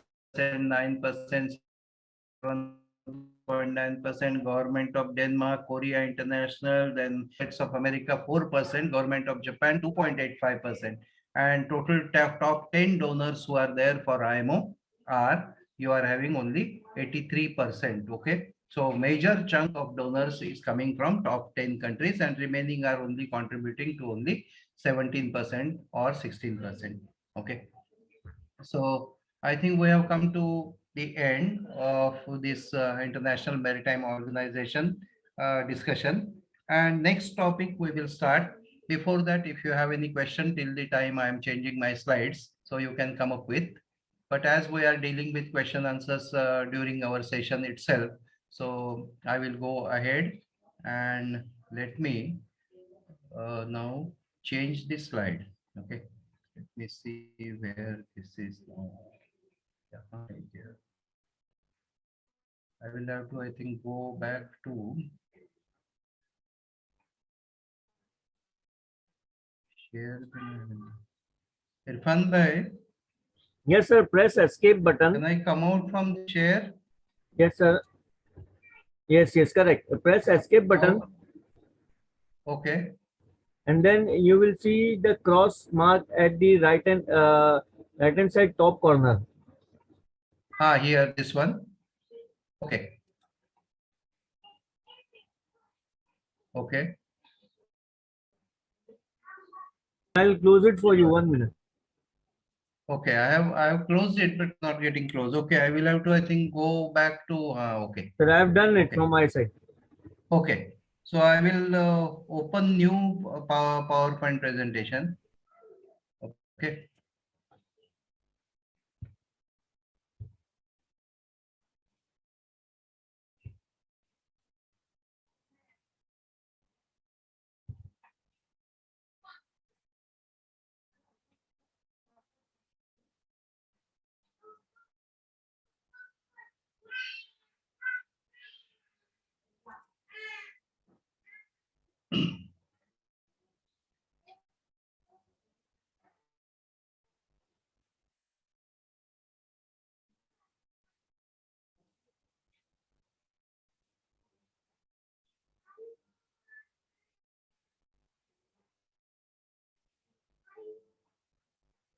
Okay. So students, after seeing international scenario of advisory, and as I said, the agreement, advisory, group from international, and then we are saying that countries, individual countries must make this as a rule, and they must pass it under their, pass it as legislation with their parliament, or in our scenario, Lok Sabha, Rajya Sabha, and then you are going to have it a law as national law. Okay. So let me start sharing the PowerPoint presentation again, and then we are going to be okay with this. So we are going to now discuss what happens on the countryside, individual countries, maritime nations. IMO is doing so and so for international level, and that international level enforcement has to be done by the maritime administrations of the various countries. Okay, how it happens and what all things are there, that we are going to see here under maritime administration.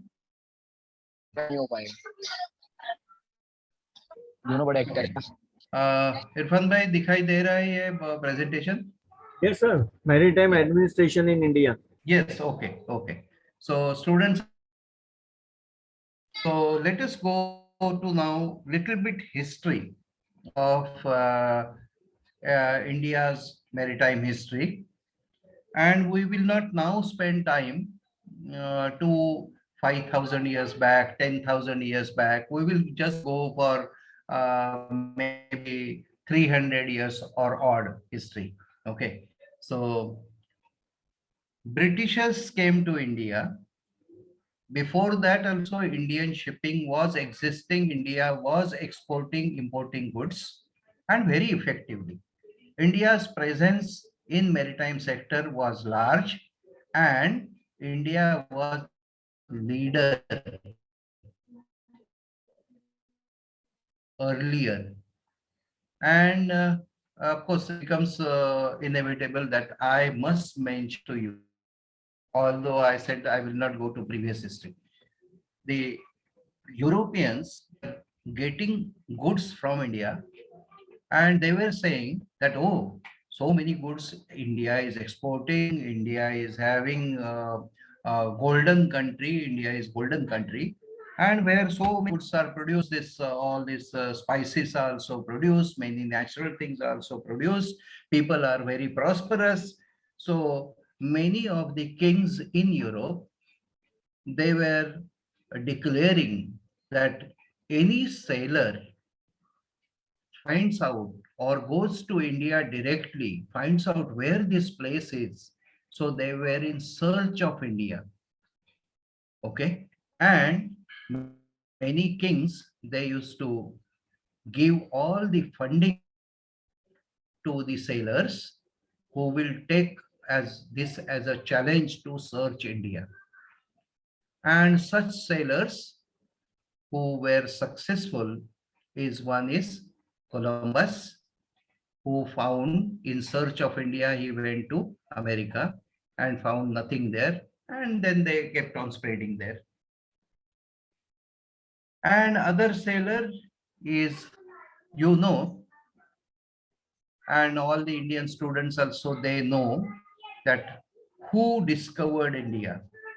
That is Vasco da Gama. That we very proudly say that my GK is very good, Vasco da Gama. But Vasco da Gama discovered India for not India. They discovered India for prosperity of Europe. And Vasco da Gama, he came from Africa to India, and he was brought in and led by pilot, a Gujarati person, Gujarati sailor, and his ship was much larger than this Vasco da Gama ship. So Vasco da Gama came means he was brought. He said, oh, you want to come to India? Follow me. I will take you. And he came to India. And his first trip came to India, then successive many trips he has made. And that is the history. And next, what happened to India, that we are all facing today also. Okay. So all this making big ships and trading over up to South Africa, Far East countries, Indonesia, Malaysia, Bali, Sumatra, Java, Cambodia, all this is now gone to history. And now India is lagging behind in shipping. And then Britishers came, Portuguese came, Dutch people came to India, and the history that what we are going to discuss, because that is history of today's modern shipping of India. Okay. So previous history, just for your benefit, I have just given you, because we must know. And we must ask this question, we must reword this question, who discovered India? Not who discovered India, who discovered India for prosperity of Europeans. That we must say. Okay, when we are asking this question in GK, it has to be like that. Okay, anyway. Excuse me, sir. Yes, please. Sir, excuse me. Sir, I have one question. I want to ask you that, sir, I have learned that many of the rules and regulations which were developed by British colonial system are still in our shipping law, and even because of so much of digital updation, as well as so many revolution which is still happening in our shipping industry. We have not update all these law and all these things. So, sir, can you say that why we are still rigid with all these norms and rules and regulations? Okay, in one word, I would have explained you this in one word, one sentence only, but I will not. I will not hear on this platform. In one sentence, this can be explained. Okay, but anyway, some changes and effective changes are done, and one of that changes we had been several changes. This present government means government led by leader and different leader, they are changing.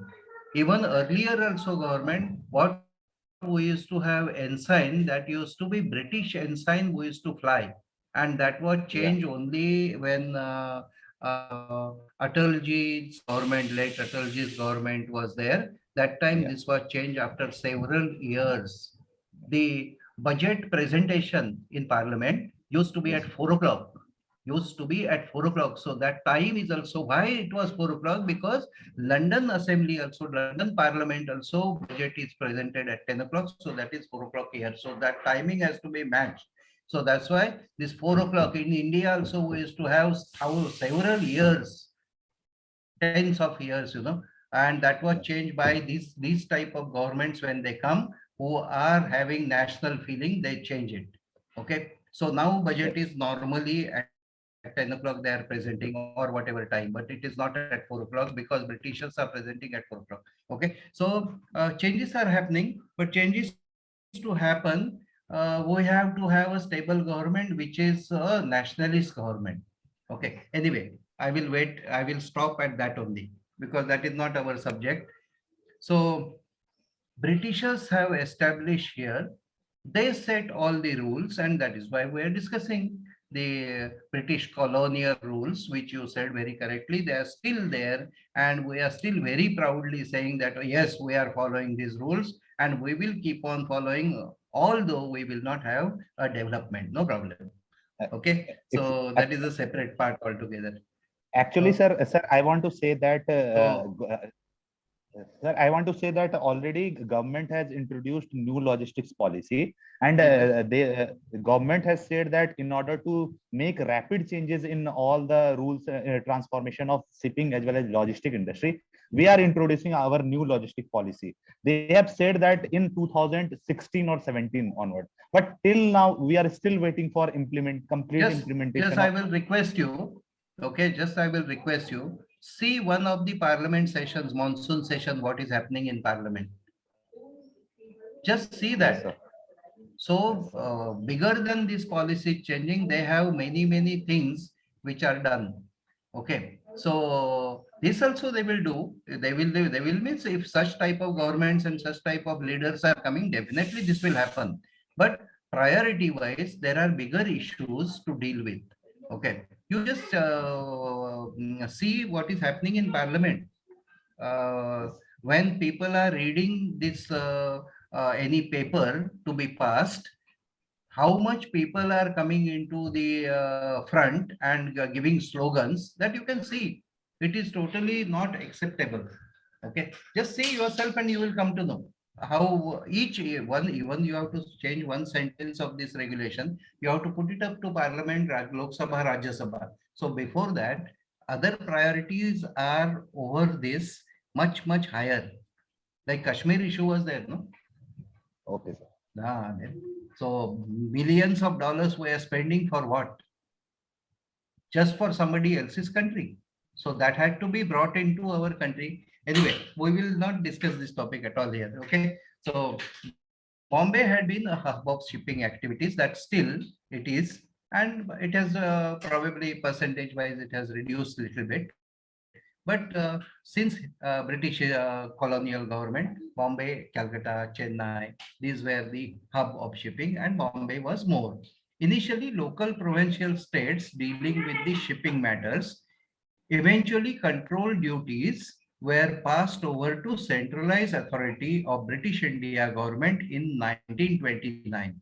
So till that time, they were having British rules were straight away applied here. But then what they have done, they changed this British rule to British India. Okay, shipping rules. And whatever used to be passed for London or UK ports, so that used to be replicated, mirrored here. Okay, the British introduced various regulations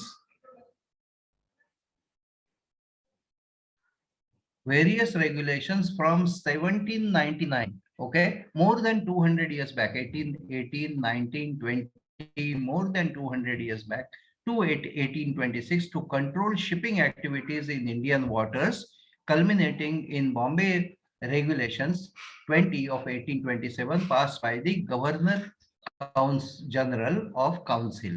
Okay, so this is what we are going into history of how this administration of maritime administration of India developed.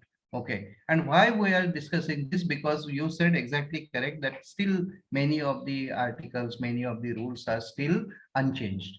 Okay, the collector of sea authorized to register, survey, transfer, registry, transfer ownership, and issue passes to the vessels. Okay, by this we are talking all the British era.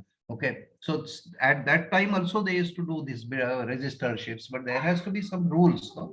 So they put these rules under British India, and these rules were replicated from Britain. Whatever rules were passing in London, same rules were put here. Okay, mandatory to obtain passes while moving from one port to other port. So that what we are nowadays we are saying port clearance. Okay, and this is internationally acceptable now. Last port clearance is most required. Otherwise, no entry into next port. With the growth of shipping, British Indian government introduced further system of regulations, survey, safety of vessels at sea. Okay, so whatever was coming into Britain, whatever was implemented, that same thing they started implementing in India under British India. Okay, Bombay Coasting Vessels Act 11 of 1838 was promulgated. The act was applicable to Bombay Presidency only and not throughout India. So because Bombay only maximum activities used to take place, and that is why all the regulations used to be only for Bombay at that time. Okay.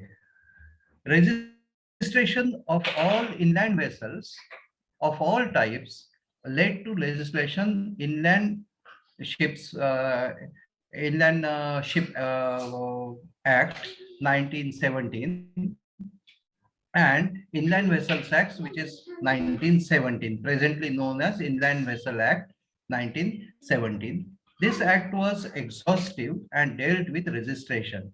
Okay, survey, construction, examination, and mortgage, manning, safety equipment, and so on. Okay, large ocean vessels built in wood, operated on sails, however, used to be registered under English Merchant Shipping Act 1854. So registration of the those days modern ships means foreign going ships, although they were made only of wood, they were registered under British Merchant Shipping, English Merchant Shipping Act 1854. And for Indian inland vessels, they had act, that is IV Act 1917. Bombay was one of the Indian ports of such registry that we have seen already. Bombay, Calcutta, Chennai, Cochin, now so many places you can do registry of the ship. In UK, the chief officer of customs was the registrar of the ships. Okay, so chief officer of customs, and same was true in India also. Okay, the commerce department in India was made responsible for safety of shipping and for functions of BOT. BOT is Board of Trade of United Kingdom. Okay, in UK, the BOT controlled complete shipping regulations and related activities. Okay, so in UK, they used to say it is BOT, Board of Trade. Okay. Okay. Indian Merchant Shipping Act 1923 passed on 2nd April for first time in India by Legislative Department of British India government.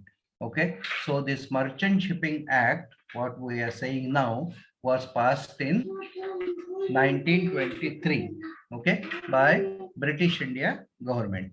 Okay, by Act of 1928, ship surveyors, what we say now, surveyors, inspections of the ships. So ship surveyors started that time on the 1928, were appointed at Bombay and Calcutta to approve and certify the position of the disc on the ship's side, indicating load line or any alternative thereof.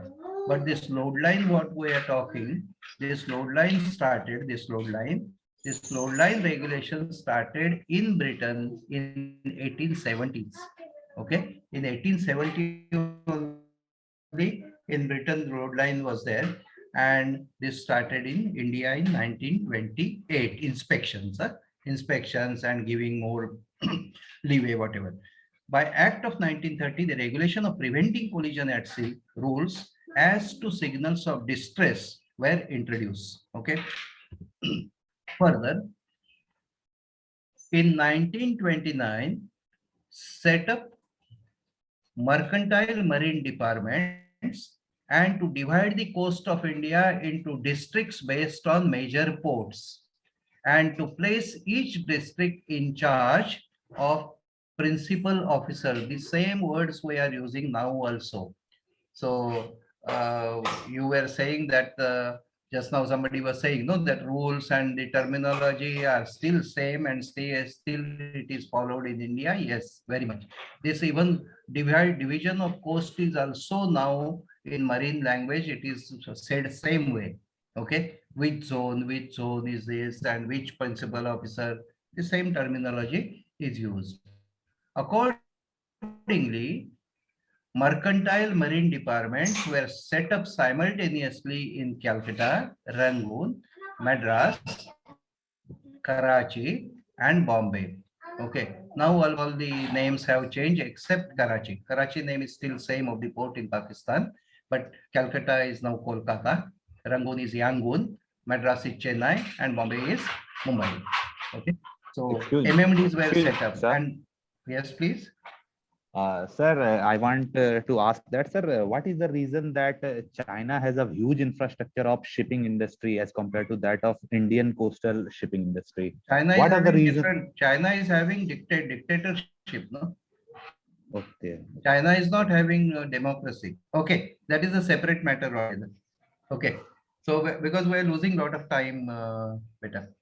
Okay, so MMD, Mercantile Marine Department, is still those offices are there, and still we are using that terminology, Mercantile Marine Department. Okay, and still those offices what were set up in 1929 by Britishers, same offices we are using now also, and maybe some of the furniture also may be same. After independence, the Indian government consolidating the earlier amendments and alterations passed Indian Merchant Shipping Act 1958. So after independence, after Republic India declaration in 1950, in India passed its Merchant Shipping Act, which was British India Merchant Shipping Act in 1923, was reworded just by replacing British to Indian government or Republic of India, and it was given name, renamed as 1958 Merchant Shipping Act. Okay, Indian Merchant Shipping Act. Instead of British India Merchant Shipping Act, it was Indian Merchant Shipping Act. Okay, why we are discussing this act and Mercantile Marine Department? Because they are still existing, and that is why we are discussing. And any regulation, any administration to have powers, you have to have a law, and that law for merchant navy in India, you are having Merchant Shipping Act, like you are having for vehicles on road, you are having Motor Vehicle Act. Okay, so likewise you are having this MSA 1958 with, of course, lot of modification, lot of changes to suit your requirement and your scenarios is already done, and I hope remaining also will be done soon. Okay, and this is the organogram. Okay, now one has to be very careful. 131 students are already logged in here. So whenever this type of questions are coming, that describe with organogram Indian Maritime Administration, describe with organogram International Maritime Organization.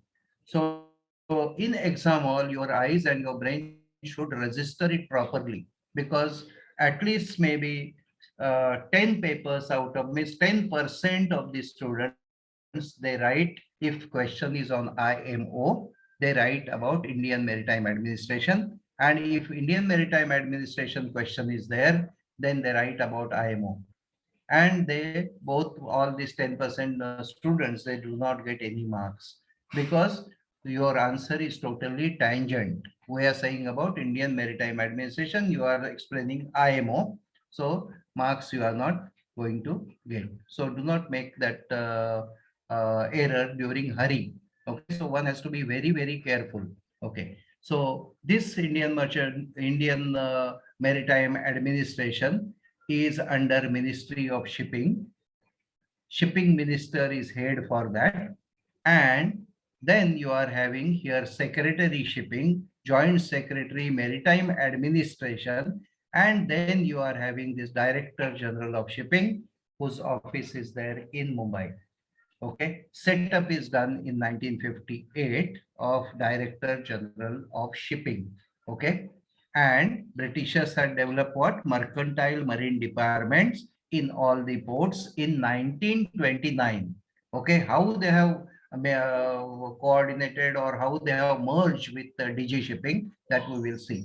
Okay, so this is Director General of Shipping, and this organogram is taken from, downloaded from DG Shipping's website.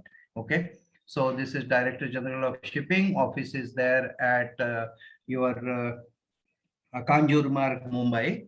And there is no other office other than this under DG Shipping's name, but you are having Mercantile Marine Department, which is called as MMD offices all over the ports, which are major ports or which are important ports. Okay, you are having how this setup is there. Joint Director, Joint Director General of Shipping, Head Administration Wing. So one will be Administration Wing, General Office Administration. Then Nautical Advisor to Government of India.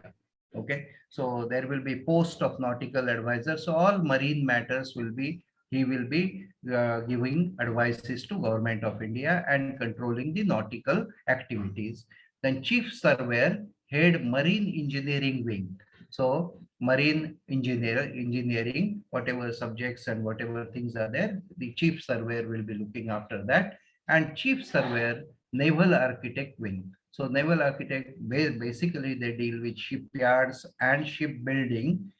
Okay, that activity. Okay. Further, you are having now, these are all what Britishers have left for us. That is PO, MMD. We are many times even question comes, explain for 5 marks, explain POMMD. POMMD is Principal Officer MMD, Mercantile Marine Department.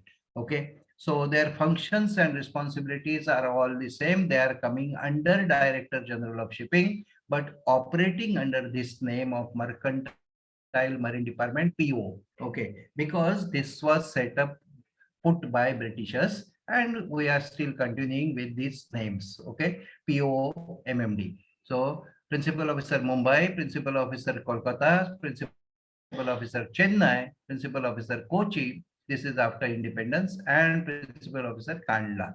Okay, then Director Shipping Employment. We are having Director of Shipping Employment, means all the arrangements, seafarers, their training, all such type of things are looked after by him. And under him, one more responsible officer who is there, whose name is Shipping Master. We are going to discuss Shipping Master, and at that time I will tell you, Shipping Master is not a captain of the ship. So you can write down in bold letters with your notes that Shipping Master, whenever note comes on Shipping Master's duties and responsibilities, please do not write Shipping Master is captain of the ship. Captain of the ship is called as master because the master word is officially recognized in Merchant Shipping Act, Indian Merchant Shipping Act, and that is why he is referred as captain of the ship, that is master. But this name is Shipping Master. He is officer in the setup of Director General of Shipping. Okay, in this organogram he comes. He is not working on ship. He is working in his office. Okay. Then autonomous bodies are there, autonomous bodies, National Shipping Board and Shipping Provident Fund Office. Okay, so these are two autonomous bodies. Okay, let us see further. This I will not spend time for because that is same, welfare fund and autonomous bodies, same. Okay. Administration is a part of government which with authority granted by the law. Okay, so this maritime administration is part of government. It is government of India. Okay, and they are having their authority by Merchant Shipping Act 1958. Deals with matters concerning maritime sector, that is ships, shipping and ports. Okay, all shipping matters are dealt by them. And once you say administration, means yes, they are controlling, they are the rule makers and implement also. Okay, so compliance of rule also is their responsibility. How people will comply, they have to ensure. Okay, administration will be concerned with maritime safety, protection of marine environment as governed by various international conventions. That's why we are dealing that IMO first. So you are familiar with this word convention, international conventions. And this is common that your IMO's agenda or IMO's slogan as maritime safety and protection of marine environment. Okay. also looks after the demand of maritime trade. So whatever demand is there for the trade, development of trade, expansion of trade, so that also has to be looked after. Means suppose you want more ports, you want capacity, you want infrastructure. So all this has to be done through DG shipping to government. Okay. It also protects the country's national tonnage by cabotage. Cabotage law that, okay, I will discuss here only cabotage. Okay. So when that slide come, we can just jump through. Cabotage law is a reservation of cargo for Indian ships, like all the coastal trade. Coastal trade means suppose you want to move cargo from Mumbai to Calcutta, Calcutta to Chennai, Chennai to Kandla. So all this trade is reserved only for Indian ships. So if your ship is registered in India, then only you can get priority to load this cargo. Means first priority is yours. Suppose foreign flag ship is loading cargo for which is meant originated from Mumbai going to Calcutta, then the shipper has to take no objection certificate from Indian ship owners that I have no ship, so you can give this cargo to foreign flag ship. Okay, so that is cabotage. Cabotage, another example, simple example I will give you, which you will understand very fast. Okay, cabotage law is like, have you seen international airlines operating between Indian cities carrying domestic passengers? Quickly, some answers can you give? Yes, no, yes, no. Yes, sir. You have Yes, not sir. seen. Yes, sir. Because there is a reservation for Indian airlines, Yes. not Air India or not, I'm not talking about government, this thing, private or government, Indian registered airlines to do business in India so that they prosper. So there is no permission for foreign operators to operate between the two countries, two cities in India. And this is called as cabotage. So business is reserved. Understood? The word Yes. of this Yes, cabotage. Yes. So same thing is true for shipping also. Sir, Okay. please explain that word Yes, capital again. I didn't got the point. what is that? Capital, sir. Please explain again. Indian, okay. From one city to other city, airlines which are operating, any foreign airline is operating between Delhi, Mumbai, any foreign airline operating between Delhi, Calcutta, Delhi, Chennai, no. No, sir. for domestic passengers. Yes or no? No, sir. Has it? No. Okay, answer is no. Why?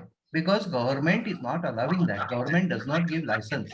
So same thing is true. Indian cargo, when it is moving from one port to other port on Indian coast, this is reserved for only Indian ships. Understood? Yes. So Yes, this sir. reservation is called as cabotage. And sir, Yes, the what is meant by country's national tonnage? Country's national tonnage? country's national tonnage is your registered ships, Indian registered ships. Okay. That is national tonnage, no? Yes or no? Okay, sir. National tonnage means suppose you are having now tankers, and suppose you are having 10 lakh ton carriage capacity by 10 ships. So that is national tonnage. You are having this many available. Like any city you live, suppose RTO ko pucha ki how many auto rickshaws are registered with you. So that is available for your people to travel through. Yes, So they sir. will say, okay, 3,000 rickshaws are there in Thane, 3,000 rickshaws are there in Chennai. So that is the national tonnage, or that is the city auto rickshaw registration available Yes, sir. for the people. Okay. Okay, sir. Okay. So cabotage is the transport of goods or passengers between 2 points of the same country by the vessel or aircraft registered another. So first right of refusal, this word is also there associated with cabotage. So first right of refusal means what? Suppose I have cargo and I want to give it to foreign ship. So you cannot. You have to give it to Indian registered ships only. If Indian registered ships says that we do not have ships, ships are not available, then only you can give it to foreign ships. So first right of refusal is given to Indian flag ships for carriage of cargo. Okay. So in other words, Indian cargo, Indian flag. Okay. And this next sentence is still important. Still 90% of Indian cargo, export, import, or transport by foreign flag ships.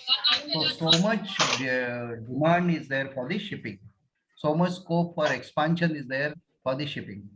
Okay. Sir, can I Okay. ask something? What is the role of Sanjay? Excuse me, sir.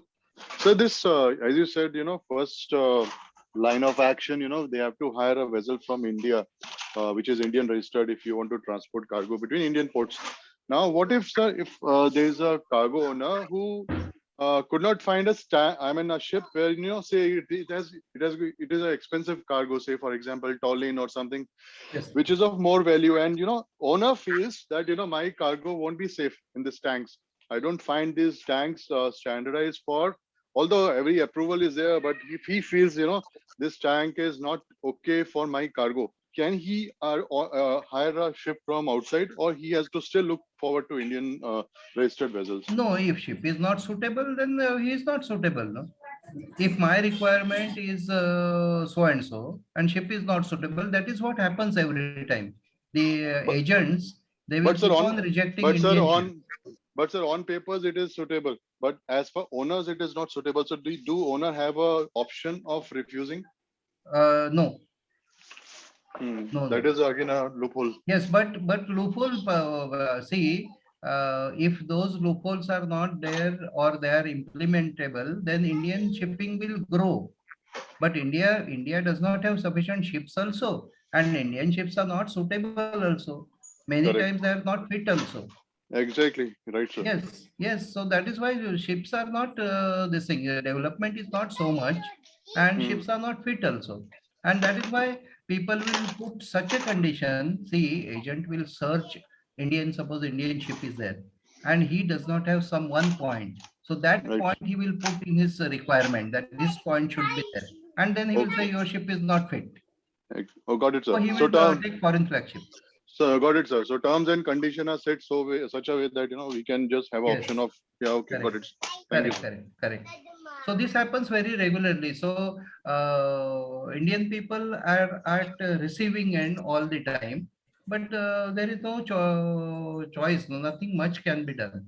Okay. Anyway, so role and function of Indian Maritime Administration, or for that matter, any maritime administration. So suppose we say, what is the function of Singapore Maritime Administration? What is the function of Sri Lankan Maritime Administration? What is function of UK Maritime Administration is more or less same. Okay. So let us see policy making. Policy for the shipping you have to make and present it to government. Okay. Advisory body with specialized knowledge. So they are all appointed except most of the people are professionals, only head is non-professional. Okay. Another this is another reason why shipping is lagging behind. When you were asking that why this is not happening, why now suppose change in Merchant Shipping Act is required, who will suggest? DG Shipping will suggest. DG Shipping is non-mariner, he is not a professional, he is administrative officer, the same way Britishers were appointing to control India. So same way, independent India also we are following that, form, administrative officer. Okay, no problem. Advisory body with specialized knowledge, special executive arm of the government. So he is special executive arm, is DG Shipping, responsible for implementing government policy, whatever. Now government says cabotage law. So who will implement it? So DG Shipping will implement. DG Shipping will see that in industry, this thing does not happen. And if it is happening, people will complain. Okay. Regulatory functions.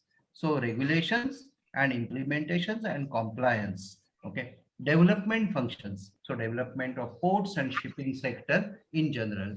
Okay. Promotional functions. Promotion of shipping. So that also functions has to be dealt with by the DG Shipping. Sample of development and regulatory items. So what are the sample of this regulatory and development items? Analysis of most suitable ships type and numbers required. So आपके पास कितने ship है, कितने चाहिए, क्या होना चाहिए, क्या नहीं है, and how they can be developed. So that has to be presented to government by DG Shipping, Maritime Administrator, I mean to say. Then manpower needs. To run the ships, you require seafarers, or to run the ports, you require suitable and competent manpower. Term is, educated manpower. So how to get this? That also paper has to be submitted, and it is not once only submitted, 5 years back or 20 years back or 50 years back. It is every time. It is continuous process. Okay. Shipbuilding and capabilities. Okay, ship repair capabilities. Ships are there, you have to have repair facility also. So those also are required. Otherwise, if you don't have facilities available, then Indian ship owners have to do their maintenance of the ships in Colombo, which we feel in India that Sri Lanka is a backward country than India. But most of our large ships are going for maintenance to Colombo. Okay. Some of you, if you are not knowing, then you can register this.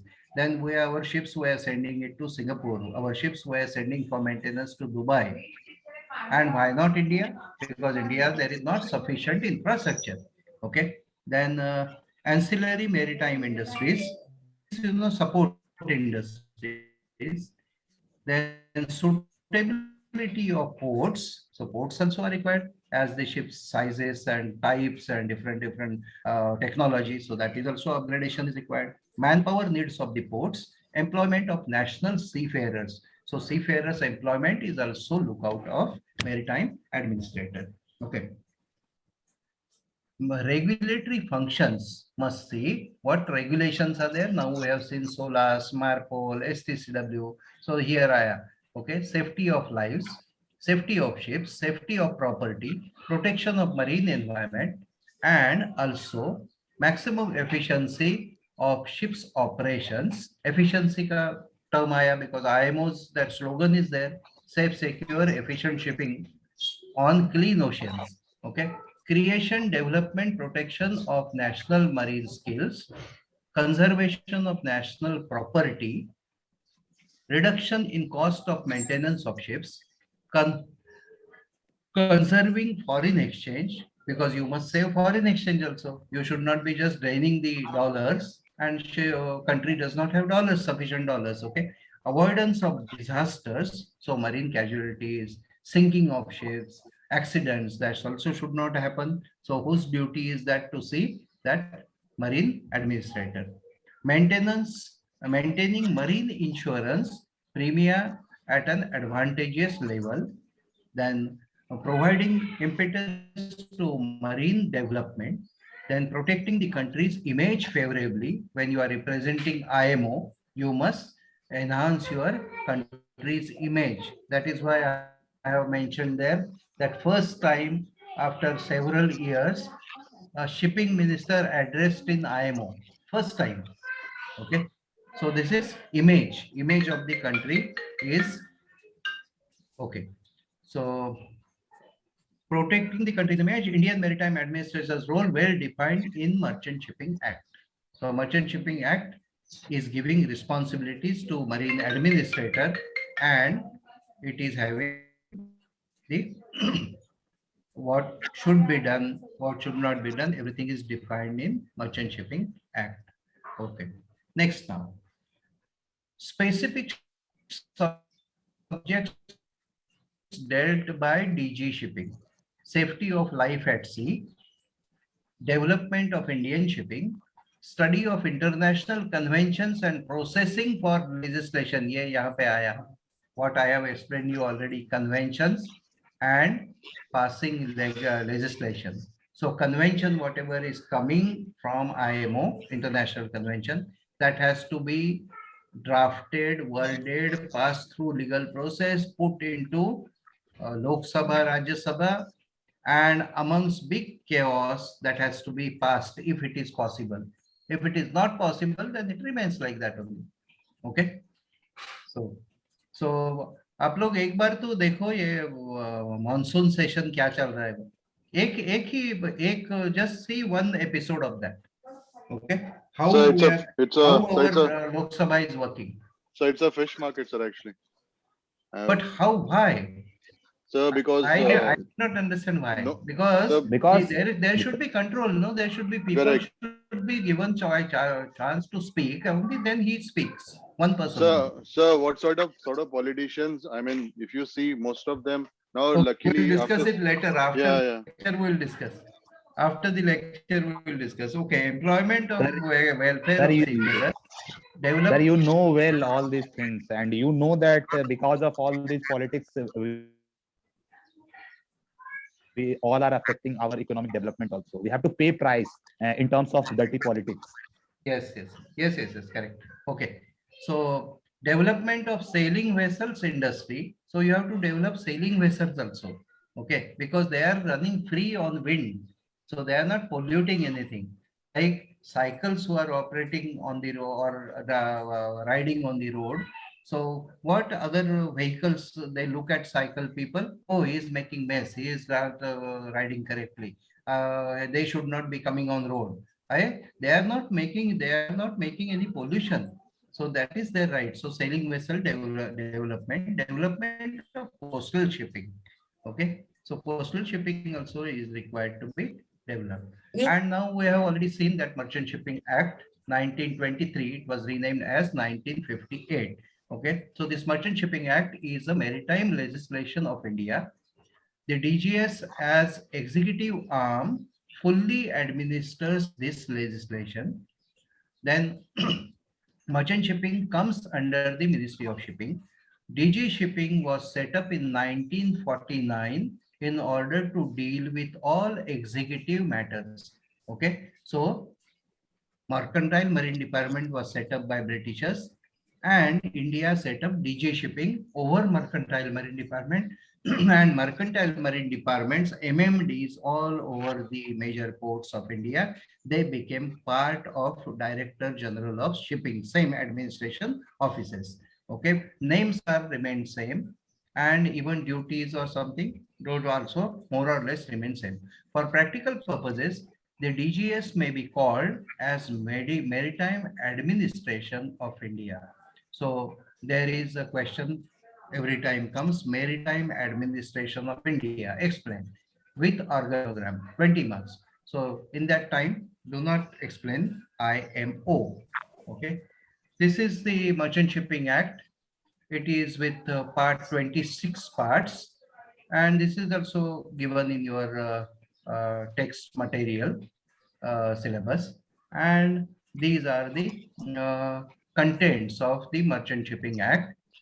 And just to run through, part 1 preliminary, shipping development fund, obligation to serve government or Indian ships, safety, limitation of liability, investigation and inquiries. Means any marine casualty takes place, DG Shipping has to do investigation and inquiries. Sailing vessels, miscellaneous, National Shipping Board, registration of Indian ships, seamen and apprentice, nuclear ships, security of ships and port facilities.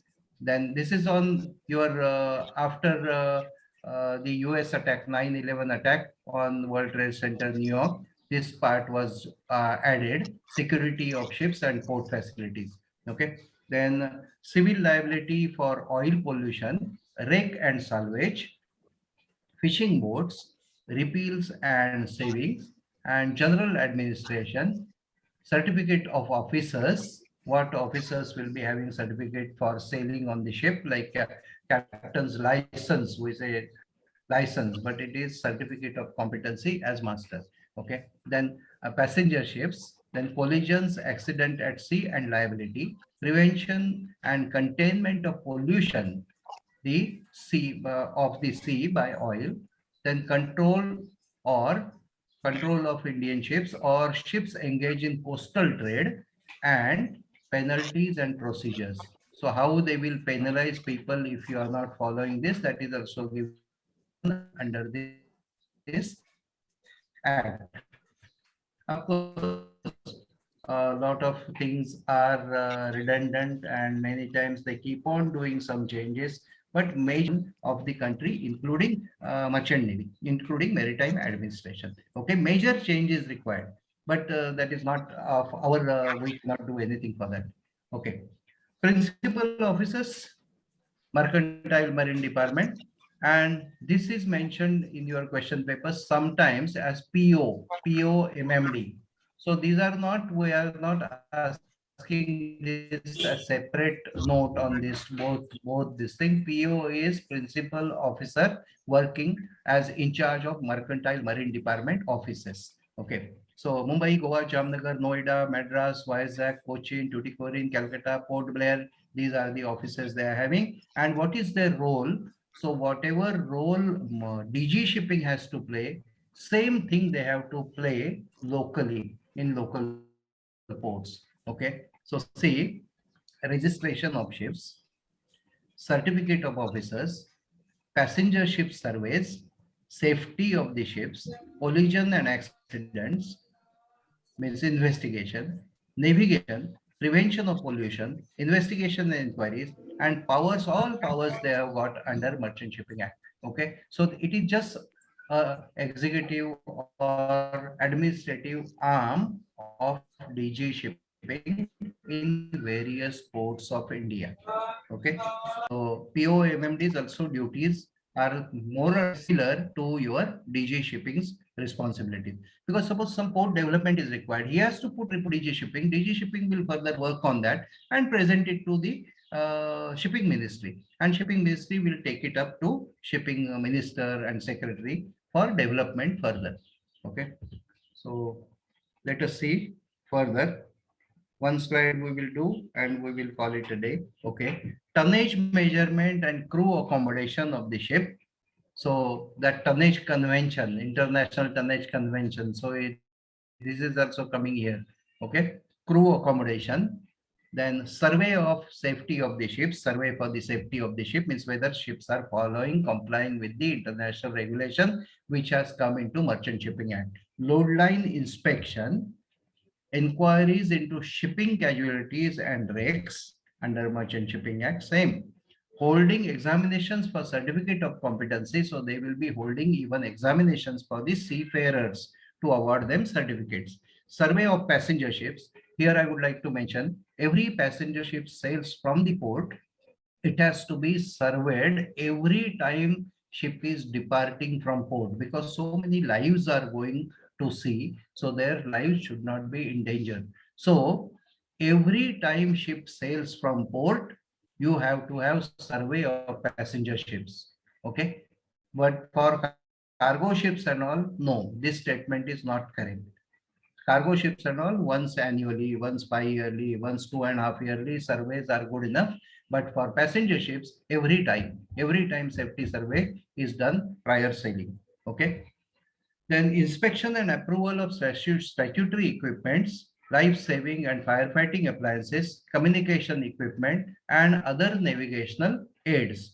So various equipment on the ship, which are manufactured in the area or in the country, you have to give approvals for that. That is, this manufacturing unit is manufacturing with good quality and with same norms what IMO is saying. Then detention of overloaded and unsafe ships. So if unsafe ship is there by any reason, you can stop sailing and hold it in port. So it is as good as like arresting the ship. Okay, but it is not called arrest. Arresting is through court order, and this is just detention by maritime administration. Supervision of ship repairs, then construction of new vessels at request of state or central government agencies. Okay, so I think I will not press one more slide to you. So we will stop here. I'm very extremely sorry that we lost little time in the first starting because of technical issue. I could not open the not Kamu, sorry, Zoom meeting quickly, and I was a little bit struggling with that.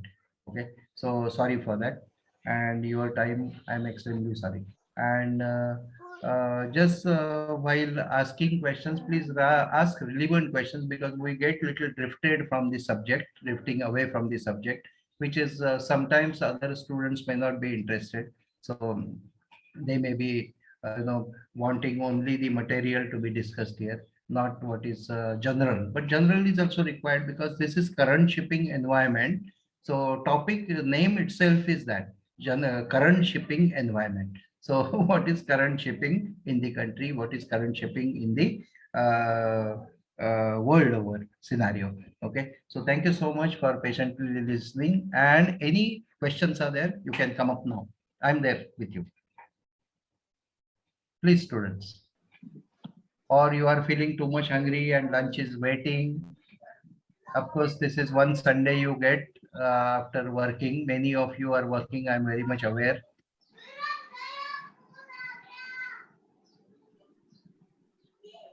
Yes, Prakash. Hello, sir. Anything? Can you hear me, sir? Yes, I am able to hear you. Yes. Okay, sir. Yes, I am able to listen to you. Sir, according to the subjects and according to I studied totally shipping history today, and I just want to know ki, as per the current shipping environment right now, we also face. I'm working in corporate shipping in ports, and right now some of the points which are majorly listed right now, the port congestion. You mentioned some point of Suez Canal. Due to the COVID, what type of challenges comes in right now in shipping past 1 year and currently facing? So these are, I think, some of the points come into this study. Yes, yes. We have to discuss. We get through the common this thing, that news which are coming on shipping, that how seafarers are not able to join ships, how ships are not allowed to berth, how now recently Indian sailors are not permitted to go to China. They said we will not berth the ships if Indian sailor is there. So these type of things, these are some of them are political also. They may not be relevant and they may not be correct also, but you have to face, and governments have to deal with it, and they are, whatever to the extent possible, because fighting a big powerful nation, sometimes it becomes very difficult. Okay. Although, okay, on the international forum, you can take up the matters, but it is not always possible. So you have to be facing, because when you are progressing and you are becoming threat to other country, developed country, so they are also don't want you to come up. So they want to put you down, suppress you. So many issues are there. And of course, this issue is also there. We don't have the same shipping development. You have huge is not the word. That much scope is there, and you have to. Unless you develop shipping, country will not progress. Country will not be strong. To make country strong, you have to have shipping strong. Okay. Yes. All the countries who are having financially and leading, they are having very powerful shipping. Means shipping business or trade or export, import, ports, development. Even a simple thing we could not do, like ships, Indian sailors could not get down in any ports. We could have opened one quarantine center south somewhere, maybe Tuticorin, maybe Cochin outside. And we could have allowed all these Indian sailors, what Indian sailors, foreign sailors also. Yes. Allow them, okay, we will say, okay, we will facilitate that. Why? You are going to get money only, no? So that is business. Anyway, take care. Thank you so much. Yes. Anybody else? Somebody had raised hand. Somebody has raised hand. You can go ahead. Hello, sir. Yes, please. Sir, recently for the past couple of months, the sea freights are increasing drastically, sir. Every second week, there is a new GRI, there is a new surcharge. And secondly, the vessels are getting delayed by more than 10 days, 12 days. Could you put some light on that? Why this is happening? This is happening because of not having stability.